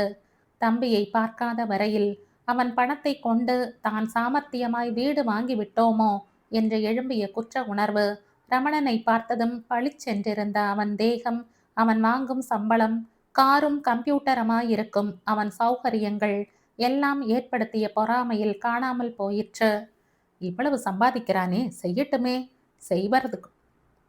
செய்வதற்குள்ள பாத்தியதையும் உள்ளவன்தானே என்ற உணர்வு தோன்றியது. இதுதான் மனுஷ மனம். ஆசைகளும் எண்ணங்களும் அவனை மாறி மாறி மனசெனும் பார்க்கடலை கடைந்து கொண்டே இருக்க ஒவ்வொரு நேரம் அதில் இருந்து ஒவ்வொன்றாய் வெளிப்படுகிறது. ஞானம் எனும் அமிர்தத்திற்காக கடையப்பட்டாலும் அதன் மற்ற வெளிப்பாடுகளில் அவன் மயங்கி செல்கிறான். பணம் எனும் திருமகளை கண்டதும் ஞானம் எனும் அமிர்தம் கூட இரண்டாம் பட்சமாகிவிட்டது.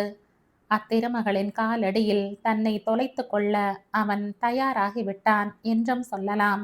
திருமகளுக்கு பின்னால், அமிர்தத்திற்கு முன்னால் ஆலகால விஷம் ஒன்று இருப்பதை அவன் சுத்தமாய் மறுத்துவிட்டான். வீடு மேலே விழுந்து வரவேற்றது. அம்மாவின் முகத்தில் பெருமிதம் சுடர்விட்டது. ஜம்முன்னு ஆயிட்டாமா உன் பிள்ளை, தர்ஷினி அம்மாவிடம் சொன்னாள். சீ போடி, கண்ணு வைக்காத. அடே அப்பா, என்ன கோபம் வருது? அவ்வளோ ஆசையா அவன் மேல? வீடு நல்லா இருக்கே. அண்ணாவின் குழந்தைகளை இழுத்தணைத்தபடி வீட்டை சுற்றி பார்வையை ஓட்டினான் ரமணன்.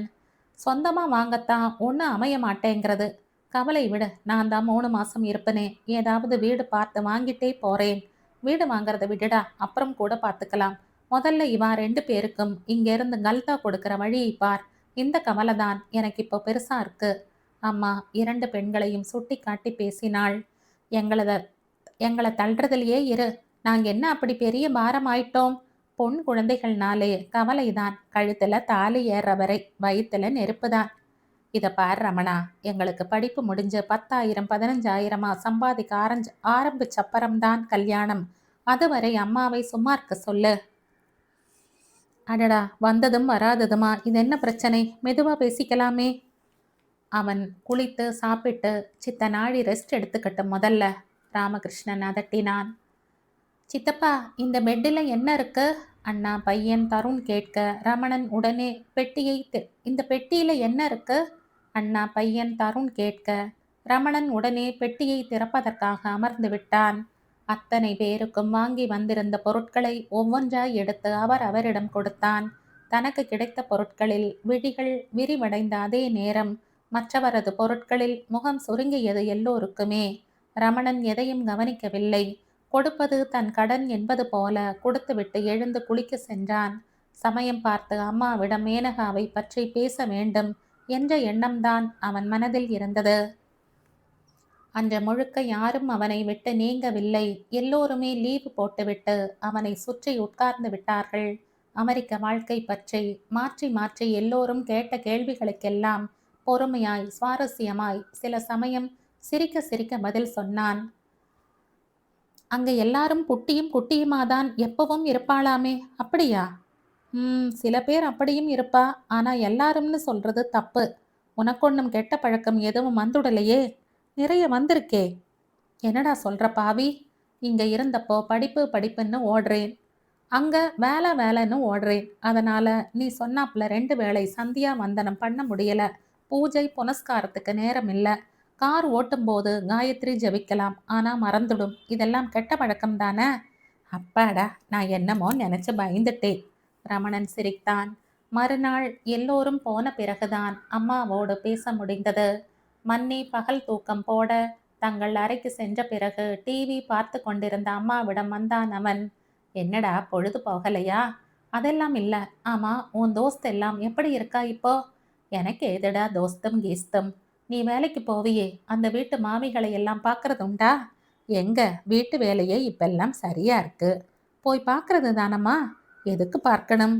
நீயும் இப்போ நல்ல நிலைமையில வசதியாத்தான் இருக்கன்னு அவளுக்கெல்லாம் தெரிய வேண்டாமா? 10,000 ரூபால ஒரு பட்டு புடவை எடுத்து தரேன்.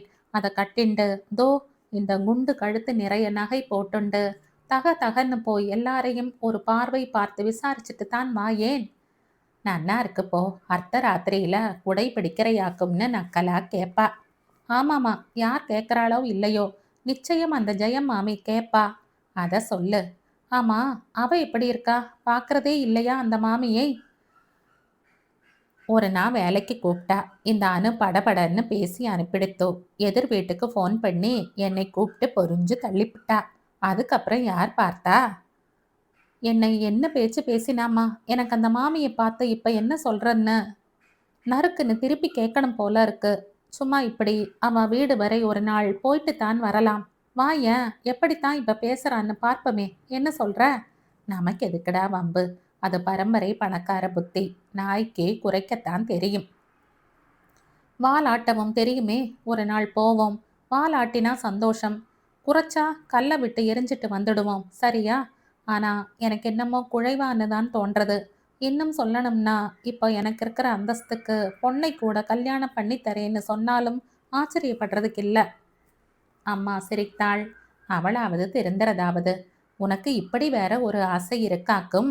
உன் ஆசையை உடனே உடைப்பல போடு. என்ன பெட் தருவான்றேன் நான். மாட்டான்றேன். அப்படி தந்துட்டா? முதல்ல தரேன்னு சொல்றாளான்னு பாரு. தந்துட்டா என்ன சொல்ற?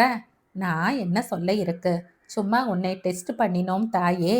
உன் பெண்ணை எவனாவது இழிச்சவாயனா பார்த்து கொடு போதும். நாங்க உங்கிட்ட பட்ட அவஸ்தையெல்லாம் பொண்ணை கட்டிண்டு ஆயுசு முழுக்க வேற படணுமாக்குன்னு பட்டுன்னு சொல்லிட்டு அவ மூக்கை உடைச்சிட்டு வந்துட வேண்டியதுதான். அம்மா சொல்ல ரமணன் அவளை முகம் சுளித்து பார்த்தான்.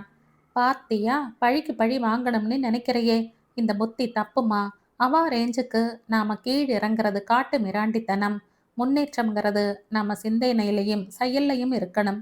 அவளை விட ஒரு படி மேல் ஆனவளா இருக்கணுமே தவிர பழி வாங்குற புத்தியோட அலையப்படாது. நான் சொல்ற கேட்டுக்கோ. அப்படி ஒரு வேளை மாமி எனக்கு பொண்ணு தரேன்னுட்டா, அந்த பொண்ணுதான் உன் மாட்டு பொண்ணு. சரியா? அப்படியே உன் பொண்களுக்கும் வரன் பாரு. அவ 2 பேர் கல்யாணத்தை முடிச்சிட்டே நான் கல்யாணம் பண்ணிக்கிறேன். அம்மா முகம் மலர்ந்தாள். சரி என்று சம்மதித்தாள். அவர்கள் பேச்சை எல்லாம் உள்ளிருந்து கேட்டுக்கொண்டிருந்த மாலதியின் முகம் கருத்தது. நாம ஒன்று நினைக்கிறோம், அவன் ஒன்று நினைக்கிறான். மொத்தத்துல நம்ம நேரமே சரியில்லை. இரவு புருஷனிடம் புலம்ப ஆரம்பித்தாள் மாலதி. அவன்னு யார சொல்ற? ரமணனையா? கடவுளையா? 2 பேரையும் தான். 3 கல்யாணம் இப்போ கிடுகிடுன்னு நிச்சயம் ஆயிடும். கண்டிப்பா உங்க கணக்குல இருக்கிற பணத்தை எடுத்து கொடுன்னு உங்க தம்பி ஆண்டான் கேட்கத்தான் போறான். என்ன செய்ய போறேளோ? ராமகிருஷ்ணனின் முகம் மாறியது. ரமணன் இதுவரை அனுப்பிய பணத்தை எல்லாம் எடுத்துக்கொண்டு கல்யாணத்திற்கு வேண்டும் என்று சொன்னால் என்ன செய்வோம்?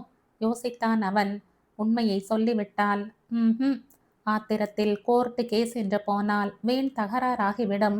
4 பேர் முன்பு மானக்கேடாகிவிடும். அப்படியானால் என்ன செய்வது? ஒரு வழியும் தோன்றவில்லை அவனுக்கு. என்னடி செய்யலாம்? என்ன கேட்டா? இன்னும் வீட்டு கடன் அடையல. இனிமே பணம் அனுப்புவானாங்கிறதும் சந்தேகம். மொத்தத்துல நம்ம தரித்திரம் நமக்கு நிரந்தரம். வீட்டை வித்து பணத்தை வீசி எறிஞ்சிட்டு பிளாட்ஃபாரத்துக்கும் போக வேண்டியதுதான். உங்களை கட்டிண்டதுக்கு எனக்கு பிளாட்ஃபாரம் தான்னு எழுதி வச்சிருந்தா யாரால வந்து அதை மாத்தி எழுத முடியும்? ஆரம்பிச்சாச்சா குத்தி குத்தி பேச? உன் பேச்ச கேட்டுதான் எனக்கு இவ்வளோ சுமை. இல்லாட்டா நான் பாட்டுக்கு நிம்மதியா இருந்திருப்பேன். சொல்லுவேளே. நான் சொன்னா உங்க புத்தி எங்க புல்லு மேய போயிருந்ததாக்கும். வாய மூடுடி நாய, யோசிக்க விடு. ராமகிருஷ்ணன் எரிச்சலோடு திரும்பி படுத்தான். ஒரு நாள் முழுக்க தர்ஷினியோடும் மனுவோடும் அமர்ந்து பக்குவமாய் பேசி அவர்கள் பயம் போக்கி அவர்களை திருமணத்திற்கு சம்மதிக்க வைத்தான் ரமணன். மிக நல்ல இடமாகத்தான் பார்த்து கல்யாணம் செய்து கொடுப்போம் என்று சத்தியம் செய்தான். ஜாதக பரிவர்த்தனை செய்யும் இடங்களுக்கு தானே அலைந்து நல்ல வரன்களாக பார்த்து ஜாதக பொருத்தம் இருந்த 4-5 பேருக்கு கடிதம் எழுதி நேரிலும் சென்று பேசிவிட்டு வந்தான். அண்ணன் தம்பி இருவருக்கும் அக்காள் தங்கையாக இருக்கும் பெண்களாக பார்த்து கல்யாணம் செய்து வைத்துவிட்டால் வீட்டில் சண்டை பூசல் வராது என்று நினைத்த ஒரு வக்கீலின் பிள்ளைகள் இருவரும் சேர்ந்து எலக்ட்ரானிக் பொருட்கள் பிஸ்னஸ் செய்து கொண்டிருந்தார்கள். இருவரும் MBA, நல்ல வசதி. ஆளுக்கு ஒரு கார், பங்களா, AC, கம்ப்யூட்டர் என வசதியோடு இருந்தார்கள். பெண் பார்க்க வர சொல்லிவிட்டு வந்தான் ரமணன். வீட்டுக்கு வந்து அண்ணனிடமும் விஷயத்தை சொன்னான். என்னமோ செய். இப்போ நீ தான் இங்க பெரியவன், நிறைய சம்பாதிக்கிறையோன்னோ. அதனால உனக்கு தான் முதலிடம். நான் சொல்ல என்ன இருக்கு? ராமகிருஷ்ணனின் குரலில் ஒலித்தது விரக்தியா குத்தலா என்று புரியவில்லை. அடுத்த வாரம் திருமணம் நிச்சயமானது. ஆளுக்கு 30 பவுன் நகை போட்டு ஒரே மண்டபத்தில் நல்லபடி கல்யாணம் செய்து தருவதாய் ஒப்புக்கொண்டான் ரமணன். அன்றிரவு பட்ஜெட் போட ஆரம்பித்தார்கள். அவன் நல்ல வரன் பார்த்த திருப்தியில் தங்கைகள் தங்கள் பாஸ் புத்தகங்களை கொண்டு வந்து கொடுத்து விட்டார்கள். படிப்புக்காக அவர்கள் எடுத்து செலவழித்தது போக பேலன்ஸ் இருவருடையதையும் சேர்த்து 6 லட்சம் இருந்தது. அம்மாவின் பேரில் ஒரு 4 லட்சம் இருந்தது. வீட்டு செலவெல்லாம் நான் தாண்டா பார்த்துண்டேன். இல்லாட்ட இன்னும் நிறையவே இருந்திருக்கும். நான் கணக்கா கேட்டேன். நீ கேட்காட்டாலும் சொல்லணுமே. கஷ்டப்பட்டு நீ சம்பாதிச்சிருக்க, பின்ன சொல்ல வேண்டாமா? ஏண்டா ராமகிருஷ்ணா, உன் பாஸ்புக்கை கொண்டு வந்து நீயும் அவங்கிட்ட கணக்கை ஒப்படைச்சுடேன். அம்மா சொல்ல ராமகிருஷ்ணன் ஒரு வினாடி ஆடிப்போனான். கிடுகிடுவென்று ஒரு நடுக்கம் உடம்பில் பரவியது. காட்டுறதென்ன? நான் இவன் காசை முழுங்கிட்டேனா என்ன? இந்த அதட்டல் அதட்டுற? நாளைக்கே மொத்த பணத்தையும் டிராப் பண்ணி கொண்டு வந்து கொடுத்துடுறேன். போதுமா? யாரும் இங்க யாரையும் ஏமாத்திட மாட்டா. ஏண்டா, நான் என்னடா இப்ப சொல்லிட்டேன்னு இந்த பாய்ச்சல் பாயற? அம்மா நீ சும்மாற. அண்ணா, நான் உன்னை கேட்டனா? எதுக்கு இப்படி டென்ஷன் ஆகிற? நீ ஒன்றும் பணம் டிராப் பண்ண வேண்டாம். இப்போ பத்தலை நான் கடைசியில் கேட்குறேன். அப்போ கூட போதும். வேணாம்ப்பா, எனக்கு எதுக்கு சுமை? நீயாச்சும் உன் பணமாச்சு. என்னை யாரும் சந்தேகமா பார்க்க வேண்டாம். நாளைக்கு முதல் வேலையா இதான் மொத்த பணமும் கணக்கு வழக்கோட உன்கிட்ட வந்துடும். ராமகிருஷ்ணன் விருட்டென்று எழுந்து உள்ளே போக ரமணன் தர்ம சங்கடத்தோடு அம்மாவை பார்த்தான். நீ பேசாம இருந்திருக்கலாமா? நான் ஒன்றும் தப்பா சொல்லலையே. இவன் எதுக்கு இப்படி கத்தணும்? அதான் புரியல. பணம் எல்லாம் போக போறதேன்னு இருக்கோ என்னவோ என்றாள் தர்ஷினி. நன்னா இருக்கே, உழைச்சவன் ஒருத்த அனுபவிக்கிறது வேற ஆளா? ஷட்டப். அவன் யாரு? நம்ம அண்ணா தானே. இதுக்கு மேல யாரும் பேச வேண்டாம். போய் படுங்கோ. ரமணன் அடிக்குரலில் அதட்ட அவர்கள் கலைந்து சென்றார்கள். அப்பா மட்டும் தனக்கு எதுவுமே சம்பந்தம் இல்லாதவர் போல குரட்டை விட்டு தூங்கிக் கொண்டிருந்தார். இப்போதெல்லாம் அப்படித்தான் ஒதுங்கிவிட்டார். கேட்பதும் இல்லை, கொடுப்பதும் இல்லை. மறுநாள் காலையில் யாரோடும் ஒரு வார்த்தை கூட பேசாமல் எழுந்தான். குளித்தான். காஃபி டிஃபன் எதுவும் கூட சாப்பிடாமல் ஒரு சின்ன பிரீஃப் கேஸை எடுத்துக்கொண்டு பேங்குக்கு போயிட்டு வர என்ற மாலதியிடம் சத்தமாக சொல்லிவிட்டு கிளம்பினான். நான் சொல்றத கேளுண்ணா. ரமணன் அவனை தடுக்க முற்பட சட்டை பண்ணாமல் கதவை திறந்து கொண்டு படி இறங்கி சென்று மறைந்தான். போனவன் 1 மணி ஆகியும் வரவில்லை. என்னாச்சு? இவ்வளோ நேரம் ஆறதே, அண்ணாவை காணலையே. எந்த பேங்க்? மன்னியிடம் கேட்டான். யாருக்கு தெரியும்? என்கிட்ட எதை பத்தி தான் சொல்லி இருக்கார். மணி ஆகிண்டே இருக்கே. காலம்பர போனவன் காப்பி கூட குடிக்கல, வெறும் வயத்தோட. எங்க காயறான்னு தெரியலையே. பேங்க்ல பணம் எடுக்க இவ்வளோ நேரம் ஆகுமா? அம்மா கவலைப்பட ஆரம்பித்தாள். யாரும் சாப்பிடவில்லை. நேரம் ஓடிக்கொண்டே இருக்க மாலதி மெல்ல அழ ஆரம்பித்தாள். அவருக்கு என்ன ஆச்சுன்னு தெரியலையே. நான் என்ன பண்ணுவேன்? கவலைப்படாதீங்கோ மன்னி, மணி ஆயிடுத்துன்னு. அப்படியே ஆஃபீஸ்க்கு போயிட்டானா என்னவோ. நான் போய் விசாரிச்சுட்டு வரேன். ரமணன் புறப்பட்டான். ஆள் வரவில்லை என்று ஆபீஸில் சொன்னார்கள். அருகில் இருந்த எல்லா வங்கியிலும் பார்த்து விட்டான். ராமகிருஷ்ணன் எங்கு சென்றான் என்று ஒன்றும் புரியவில்லை. சோர்வோடு வீட்டுக்கு வந்தான். ஒருவேளை இவ்வளோ பணம் எடுத்துட்டு வரது தெரிஞ்சு யாராவது அவனை கடத்திண்டு போயிருப்பாளோ? அம்மா சொல்ல மாலதி இன்னும் பெரிதாய் அழ ஆரம்பித்தாள். சும்மா இருக்கியா நீ? பணம் தான் வேணும்னு நினைக்கிறவன் பொட்டியில பிடுங்குண்டு போவான். அண்ணாவை எதுக்கு கடத்திண்டு போக போறான்? ஒருவேளை பிடுங்க முடியாம ஆளையே கூட்டிண்டு போய் இப்பதான் என்னென்னமோ நடக்கிறதேடா. எனக்கு பயமா இருக்கே. ஈஸ்வரா, என் பிள்ளை பத்திரமா இருக்கணுமே. அவனை காப்பாத்தி கொண்டு வந்து சேர்த்துடேன். மாலதியோடு அம்மாவும் சேர்ந்து அழ ஆரம்பிக்க தங்கைகளும் கண் கலங்க ஆரம்பித்தார்கள். ரமணனுக்கு பைத்தியம் பிடித்தாற்போல் இருந்தது. பகல் போய் அந்தி சாய்ந்து இரவு பரவ அடி வயிற்றில் திகில் பரவியது. எங்கே போய் தேடுவது? என்னதான் ஆயிற்று? சின்ன குழந்தையா காணாமல் போக? ரமணன் குழம்பினான். என்ன செய்வதென்று புரியாமலேயே கிளம்பி வெளியில் சென்றான். தெரு தெருவாய் ராமகிருஷ்ணனை தேடி அலைந்தான். தோல்வியோடு அம்மாவுக்கு மன்னிக்கும் என்ன பதில் சொல்லப் போகிறோம் என்ற பயத்தோடு வீடு வந்தவன் கூடத்தில் பைத்தியக்காரன் மாதிரி கலைந்து சிவந்து அமர்ந்திருந்த ராமகிருஷ்ணனை பார்த்ததும் ஸ்தம்பித்து நின்றான். எல்லோரும் வெளிரிய முகத்தோடு அவனை பார்த்தார்கள். தர்ஷினி ரமணனை இழுத்து கொண்டு போய் சேதி சொன்னாள். பேங்க்ல இருந்து பணம் கொண்டு வரும்போது யாரோ ஒரு செகண்ட்ல ஏமாத்தி பெட்டியை பறிச்சுண்டு போயிட்டானாம். அவனை தேடி பைத்திய மாதிரி அலைஞ்சுண்டு இப்பதான் வந்திருக்கான். தூக்கு போட்டுண்டு செத்துட போறேன்னு கதவை சாத்திண்டு ஒரே அமர்க்களம். அன்னி தலையில அடிச்சுண்டு அழறா. நல்ல காலம் கதவு தாழ்பால் சரியில்லை. 4 இடி இடிச்சதும் திறந்துண்டுடுத்து. எல்லோரும் சமாதானப்படுத்தி உட்கார வச்சிருக்கோம். யாராவது ஏதாவது கேட்டா செத்துடுறேன்னு எழுந்து ஓடுறான். ஒன்னும் புரியல. இப்போதைக்கு நீ எதுவும் கேட்காத. அன்று முழுக்க யாரும் தூங்கவில்லை. அவனுக்கு பாதுகாப்பாக அமர்ந்திருந்தார்கள். பைத்தியம் பிடித்தாற்போல மூட்டு வலையை வெறித்து வெறித்து பார்த்தான். திடீர் திடீர் என்ற முகத்தில் அரைந்து கொண்டு அழுதான். உன் பணத்தை எல்லாம் பறி கொடுத்துட்டேன்டா இந்த படுபாவி. மூஞ்சியில எப்படி முழிப்பேன்? உன் கையாலேயே என்ன கொன்னுடேன். திடீரென்று வெறி பிடித்தாற்போல் ரமணனின் கையை இழுத்து தன் கழுத்தில் வைத்து தானே நெறித்து கொண்டான். அவனை சமாதானப்படுத்துவதற்குள் போதும் போதும் என்றாகியது. போனா போகட்டும், விடேன். எப்பட்றா விடுவேன்? நீ கஷ்டப்பட்டு சம்பாதிச்ச காசை பொறுப்பில்லாம தொலைச்சிட்டு வந்து நிக்கிறேன். எனக்கு வர வழியிலேயே சாவு வந்திருக்கப்படாதோ? ஏதாவது வண்டியில ஏறி செத்திருக்கப்படாதோ? இப்படி குத்து கல்லாட்டம் வந்து நிக்கிறனே. இப்ப என்ன ஆயிடுத்து? பணம் போனா போகட்டும்னு சொல்லியாச்சுல்ல, விடேன்.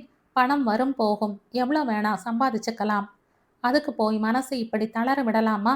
மனுஷா நன்னா இருக்கிறதில்ல முக்கியம். நீ இப்படியெல்லாம் பேசி பயமுறுத்தினா மன்னி என்ன செய்வா? குழந்தைகளை நினைச்சு பார்க்க வேண்டாமா நீ? இனிமே இப்படி சாவு கீவுன்னு பைத்திய மாதிரி எதுவும் செய்ய மாட்டேன்னு சத்தியம் பண்ணி கொடு. ராமகிருஷ்ணன் அழுகையின் ஊடே சத்தியம் பண்ணினான். போலீஸ்ல வேணா சொல்லி கண்டுபிடிக்க சொன்னா என்ன? அம்மாவை முறைத்தான் ரமணன். போனா போகட்டும்ங்கிறேன்ல. இனிமே யாரும் அந்த பணத்தை பத்தி பேச வேண்டாம். விட்டுடுங்கோ. போலீஸும் வேண்டாம், கீலீஸும் வேண்டாம். அடிக்குரலில் அவன் அதட்டல் போட அனைவரும் கப் சிப் என்றார்கள். விடியற்காலையில் தான் அனைவரும் கண் அசந்தார்கள். ரமணனுக்கு மட்டும் தூக்கம் வரவில்லை. அண்ணாவை நினைத்து பரிதாபம் ஏற்பட்டது. எதற்காக இந்த நாடகம் ஆடுகிறான் என்று நினைத்தவனுக்கு வேதனையும் சிரிப்பும் ஒரு சேர வந்தது.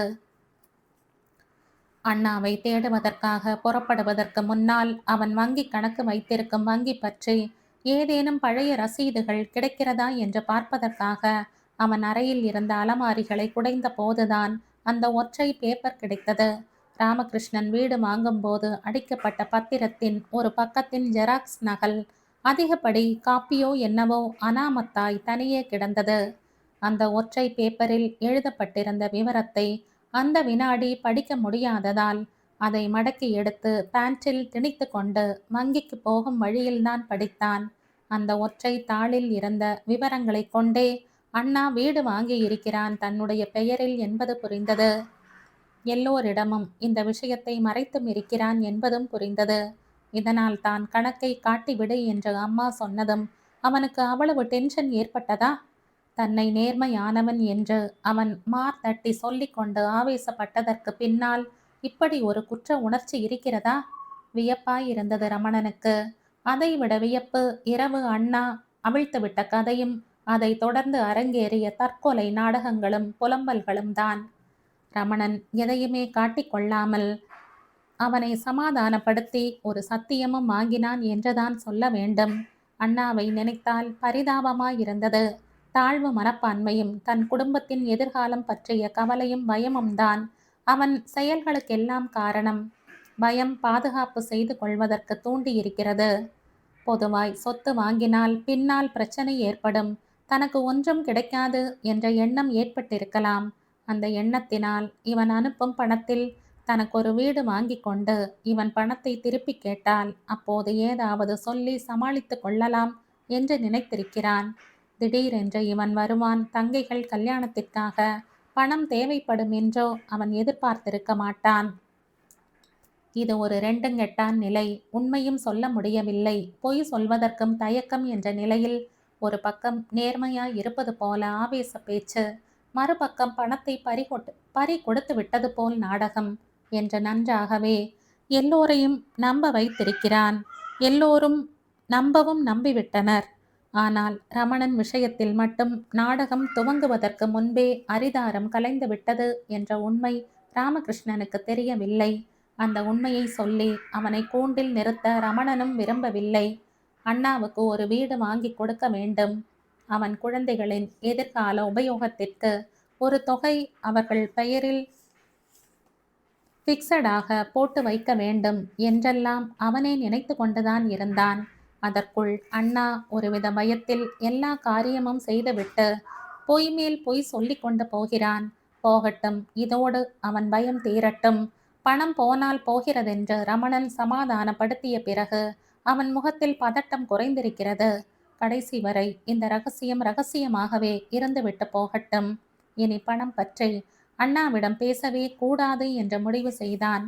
மறுநாள் அண்ணாவோடு சகஜமாகவே பேசினான். மற்றவர்களை பொறுத்தவரை இவ்வளவு பணம் தொலைந்து விட்டதே என்ற ஆதங்கமும் பொறுமலும் இருக்க, எந்த பணமும் தொலையவில்லை என்று தெரிந்து 3 உள்ளங்களுக்கு மட்டும் எந்த ஆதங்கமும் இல்லை. ஆனாலும் அண்ணாவும் அன்னியும் முகத்தை மற்றவர்களுக்காக சோகமாக வைத்திருக்க, ரமணன் எதுவுமே நடக்காதது போல எல்லோரிடமும் சகஜமாக பேசி ஒரு கலகலப்பை ஏற்படுத்த முயற்சித்தான். 10 நாளில் பதட்டம் குறைந்து வீடு சகஜத்திற்கு வந்தது. எந்த துக்கமுமே 10 நாள்தான் என்பது போல் கல்யாண காரியங்கள் ஆரம்பித்தன. புடவை எடுப்பதும் நகை வாங்குவதுமாக வீடு களை கட்ட துவங்கியது. ராமகிருஷ்ணன் முகத்தில் ஒரு பெரிய பிரச்சனையை தான் தூண்டிவிட்ட நிம்மதி தெரிந்தது. இருக்கட்டும், அப்படியே இருக்கட்டும், ரமணன் மகிழ்ந்தான். ராமகிருஷ்ணன் முகத்தில் ஒரு பெரிய பிரச்சனையை தான் தாண்டிவிட்ட நிம்மதி தெரிந்தது. இருக்கட்டும், அப்படியே இருக்கட்டும், ரமணன் மகிழ்ந்தான். கல்யாணத்திற்கு 20 நாள் இருந்த நிலையில் இன்விடேஷன் கொடுக்கும் எண்ணத்தோடு அம்மாவையும் அழைத்து கொண்டு ஜெயம் மாமியை பார்க்க கிளம்பினான். சொந்த உபயோகங்களுக்காக தற்காலிகமாக ஒரு டிராவல்ஸில் இருந்து 3 மாத காலத்திற்கு கார் ஒன்றை வாடகைக்கு எடுத்திருந்தான். அந்த காரில் அம்மாவோடு பந்தாவாக போய் ஜெயமாமியின் வீட்டு போர்ட்டிகோவில் போய் இறங்க வேண்டும். அவள் பார்த்து அயர்ந்து போக வேண்டும். நினைக்கவே ஒருவித தமாஷாக இருந்தது அவனுக்கு. அலட்டி கொள்ளும் எண்ணம் அவனுக்கு இல்லை என்றாலும் தமாஷுக்காகவாவது அலட்டி கொள்ள தீர்மானித்தான் அவன். ஜெயமாமியின் வீடு நெருங்க நெருங்க மனசுக்குள் ஒரு படபடப்பு. எனக்கு கூச்சமா இருக்குடா. என்ன கூச்சம்? ஜாரணி கரண்டியோட பயந்து பயந்து நுழைஞ்ச வேலை செஞ்ச வீட்டு முன்னால கார்ல இருந்து இறங்கணும்னா பதட்டமா இருக்கு. அது சரி, அவ பணக்கார ஆளாவே இருக்கணும், நாம ஏழையாகவே இருக்கணும்னு என்ன கட்டாயம்? அது என்ன எழுதப்படாத விதியா? உயர உயர பறந்தாலும் என்னவோ எதுவாகவோ ஆக முடியாதுன்னு வாடா. என்ன இருந்தாலும் அவ கம்பீரம் ஒரிஜினலா இருக்கும். நாம நடிக்கணும். உள்ளூர உடம்பு உதறும். அம்மா சொல்லும் போதே கார் ஜெயமாமியின் பங்களாவுக்குள் நுழைந்தது. ஜெயவிலாஸ் என்ற அதன் பெயரை பார்த்ததும் ரமணனுக்கு பழசெல்லாம் நினைவுக்கு வந்தது. போர்ட்டிகோவில் கார் நிற்க வராண்டாவில் அமர்ந்திருந்த ஒரு மனிதர் யார் என்பது போல் எழுந்து கிட்டே வந்தார். யாரு? ஜெயமாமியை பார்க்கணும். ஜெயமாமியா? அப்படி யாரும் இல்லையே இங்க. இங்க தானே இருந்தா. இந்த வீட்டு மாமா ஒரு வக்கீல், ஒரு பிள்ளை டாக்டர். ஓஹோ, அவளை சொல்றேளா? வீட்டை வித்துட்டு அவள்லாம் போய் 4-5 வருஷமாக போறதே. அப்படியா? ரமணன் விழி விரித்தான். அவ எங்க போயிருக்கான்னு ஏதாவது தெரியுமா? இருங்கோ, இப்படி உட்காருங்கோ, வரேன். அவர் உள்ளே போய் ஒரு துண்டு காகிதத்தில் விலாசம் எழுதி கொண்டு வந்து கொடுத்தார். மந்தை வெளியில் ஏதோ ஒரு தெருவில் இருப்பதாக அந்த விலாசம் தெரிவித்தது. ரமணன் மந்தை வெளிக்கு அம்மாவையும் அழைத்து கொண்டு அங்கிருந்து கிளம்பினான். ஒரு சாதாரண தெருவில் சாதாரண வீடாக இருந்தது அது. இங்க ஜெயமாமின்னு யாராவது? ரமணன் விசாரித்தான். கோடி போர்ஷன். அந்த மனிதர் கை காட்ட அந்த ஸ்டோரின் குறுகலான நடை வழியில் நடந்தான். கோடி போர்ஷனுக்கு முன் நின்றார்கள். யாரது? பின்னால் குரல் கேட்டு திரும்பினவன் அதிர்ந்தான். மேனகாவா இது? இடுப்பில் குடத்தோடு மெலிந்து தூசி படிந்த ஓவியம் போல் கண்களில் ஒருவித சோகம் படர்ந்திருக்க அவன் நம்ப முடியாமல் அவளையே பார்த்தான். அவளுக்கு அடையாளம் தெரியவில்லை. அதே நேரம் அம்மாவை அடையாளம் தெரிந்து கொண்டாள். ஜானகி மாமியா? நானே தாண்டிமா. என்னாச்சுடி குழந்தை? இந்த இடத்துல வந்து இருக்கிற அளவுக்கு என்ன கஷ்டம் வந்துடுத்து? அம்மா எங்க? உள்ள வாங்கோ. அவள் குடத்தோடு உள்ளே செல்ல அவர்கள் அவளை தொடர்ந்து சென்றார்கள்.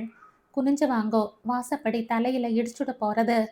அம்மா, யார் வந்திருக்கா பாரேன். ஒரு பிளைவுட் தடுப்புக்கு அந்த பக்கம் அடுக்களையாய் மாறி இருந்தது. மேனகாவின் குரல் கேட்டு வெளியில் வந்த ஜெயம் மாமி அடியோடு மாறியிருந்தாள். ஜானகியை பார்த்ததும் அவள் முகம் ஒரு வினாடி திகைத்தது. தக தகவென்ற பட்டுப் புடவையும் கழுத்து நிறைய நகைகளும், முகத்தில் ஒருவித உறுதியும் கம்பீரமுமாய் அத்தனை பேரையும் அடக்கி ஆளும் ஜெயம் மாமியா இது? ஒரு சாதாரண சுங்கிடி புடவையில் கழுத்திலும் கைகளிலும் கவரிங் அணிந்து நெற்றியில் பொட்டில்லாது எப்படி மாறியிருக்கிறாள்? ரமணன் நம்ப முடியாமல் பார்த்தான்.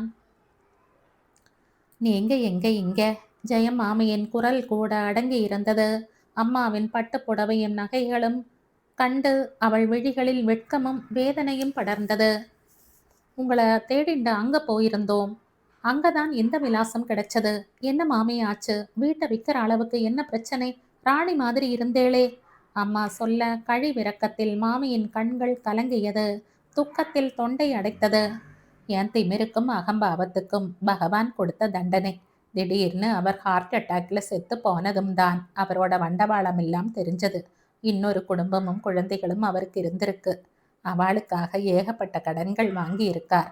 அந்த கடனுக்கான நோட்டீஸ் எல்லாம் எனக்குத்தான் வந்தது. அதிகாரம் பண்ணி பண்ணி அவர் அன்பை இழந்திருக்கேன் நான். அது வேற இடம் தேடி போயிருக்கு. வேற என்ன சொல்ல? அப்பா மேல பிள்ளைகளுக்கு வெறுப்பு, உதவிக்கும் வரல. வீட்டையும் விற்கப்படாதுன்னு சண்டை. இந்த சண்டை நடக்கும்போதே விஷயம் கைமீறி போய் வீடு ஜப்திக்கு வந்துடுத்து. அப்புறம் ஒரு வழியா யார் யாரையோ பிடிச்சு கெஞ்சி ஜப்தியை நிறுத்தி வீட்டை வித்து கடன்களை அடைச்சி பிள்ளைகள் ஒரு நிமிஷத்துல உதறிட்டு அவா காரியத்தை பார்த்துண்டு போயிட்டா. 2 பேரும் இப்ப இங்க இல்லை, லண்டன்லயும் சிங்கப்பூர்லயும் இருக்கா. அப்போ தொப்புள் கொடி அறுத்தது இப்போ ஒட்டு மொத்தமும் அறுந்து போயிடுத்து. இந்த சறுக்கல்ல இவளுக்கு நிச்சயம் பண்ணி இருந்த கல்யாணம் நின்று போய் அவ வேற இடம் பார்த்துண்டுட்டா. எங்க ஜீவனத்துக்கு இப்போ உதவியா இருக்கிறது இந்த கரண்டியும் ஜாரணியும் தான். மாமி நிறுத்த அம்மா அதிர்ச்சியோடு அவளை பார்த்தாள். காலம் நம்மளை புரட்டி போட்டுடுத்துடி ஜானகி. இப்போ நீ மேலே இருக்க, நான் உன் இடத்துல இருக்கேன். சமையல் வேலைதான் பிழைப்பாயிடுத்து.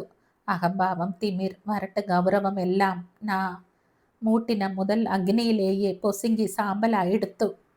என் கவலை எல்லாம் இப்போ இவளை பத்தி தான். கால் காசு சம்பாதிக்கிற சாதாரண ஆளா இருந்தா கூட பரவாயில்ல. கண் கலங்காம வச்சு காப்பாத்தினா போதும். கடைசியா மிஞ்சின காசுல 7-8 பவுன் நகை வாங்கி ஒரு 20,000 வரை இவ பேர்ல போட்டு வச்சிருக்கேன். உனக்கு தெரிஞ்சு யாராவது இருந்தா சொல்லு. மாமி கெஞ்சதலோடு நிறுத்த அம்மா அழுது விட்டாள். இப்படி ஒரு நிலைமை உங்களுக்கு வந்திருக்கப்படாது மாமி. அப்படி சொல்லாத. இந்த தண்டனை எனக்கு தேவைதான். என் கதையை விடு. நீ எதுக்கு வந்தேன்னு சொல்லு. என் பெண்களுக்கு கல்யாணம், உங்களை பார்த்து இன்விடேஷன் கொடுத்துட்டு போகலாம்னு தான். அத்தோட இன்னொரு விஷயமும் கேட்கணும்னு உண்டு. ரமணன் சொன்னான். என்ன விஷயம்? உங்க அந்தஸ்துக்கு நான் வந்துட்டேன். அதனால உங்க பெண்ணை எனக்கு கல்யாணம் பண்ணி தருவேளான்னு கேட்கவும் தான் புறப்பட்டோம். மாமி வியப்போடு அவனை பார்த்தாள். இப்பவும் தராஸ்ல தட்டு சமானமாகலையேடா ரமணா. நீ கனமாயிட்ட. நான் வெயிட் இல்லாம போயிட்டனே. மேலே கீழே தானே இன்னமும் இருக்கோம். எப்படி நான் என் பொண்ணை தருவேன்? உன் அந்தஸ்துக்கேத்த எத்தனையோ பேர் இருப்பாளே. எதுக்கு இந்த ஏழை பெண் உனக்கு? இப்பதான் நீங்க உண்மையிலேயே பெரிய மனுஷி மாமி. கஜானா காலியா இருந்தா என்ன? மனசு நிறைஞ்சிருக்கிறது தானே முக்கியம். மேனகாவை பரிதாபப்பட்டு கல்யாணம் பண்ணிக்க நினைக்கிறேன்னு நினைச்சுடாதீங்கோ. அவ மேல ரொம்ப காலமா எனக்கு ஒரு பிரியம் உண்டு. அந்த பிரியத்தினால தான் வாழ்க்கையில உயர்ந்த நிலைக்கு வரணுங்கிற உந்துதல் எனக்கு ஏற்பட்டது. ஆக நான் இன்னைக்கு இருக்கிற நிலையும் சம்பாதிக்கிற காசுக்கும் காரணம் நீங்களும் இவளும் தான். அதனால மறுக்காம நீங்க உங்க பெண்ணை எனக்கு கல்யாணம் பண்ணி தரணும். எங்க அம்மா மாதிரி தான் நீங்களும் எனக்கு. இனிமே நீங்க கரண்டி பிடிக்க வேண்டாம். உங்களுக்கு வேணுங்கிற பணம் நாங்க அனுப்புறோம். நீங்க பழையபடி கம்பீரமா வளைய வரணும். உங்களை இப்படி பார்த்தா நல்லாவே இல்லை. ரமணன் பொன் சிரிப்போடு நிறுத்த ஜெயம் மாமி நெகிழ்வோடு அவன் கைகளை பிடித்து கொண்டாள். உன்னை எப்படியெல்லாம் அவமானப்படுத்தி இருப்பேன்டா ரமணா. நினைச்சு பார்த்தா வெக்கமா இருக்கு. என்ன மன்னிப்பியா நீ? என்றபடி அவன் கைகளை கண்களில் ஒற்றிக்கொள்ள ரமணன் பதறினான். மாமி, என்னது? என்னைக்குமே எனக்கு உங்க பேர்ல கோபம் இல்லை. நான் கேட்டதுக்கு நீங்க இன்னும் பதிலே சொல்லலையே. என்ன கேட்டா? தோ அவளை கேளு. மாமி மேனகாவை சுட்டி காட்டி சொன்னாள். நீ என்ன சொல்ற மேனகா? என் பதிலை நான் எப்படி சொல்லணும்? சாதாரணமா சொல்லலாமா? இல்ல ஒரு சொம்பு தண்ணிய மேல கொட்டிட்டு சொல்லணுமா? மேனகாவின் குரலிலும் கண்களிலும் குறும்பு கொப்பளித்தது. ரமணன் வாய்விட்டு சிரித்தான். பார்க்கடலில் ஒரு வழியாய் அமிர்தம் பொங்கி வழிந்தது. இதோடு இந்த கதை முடியுது. இந்த கதை உங்களுக்கு பிடிச்சிருந்தா லைக் பண்ணுங்க, ஷேர் பண்ணுங்க, சப்ஸ்கிரைப் பண்ணுங்க. மற்றும் ஒரு இன்ட்ரெஸ்டிங்கான கதையோட அடுத்த வீடியோல சந்திப்போம். பாய். Thank you.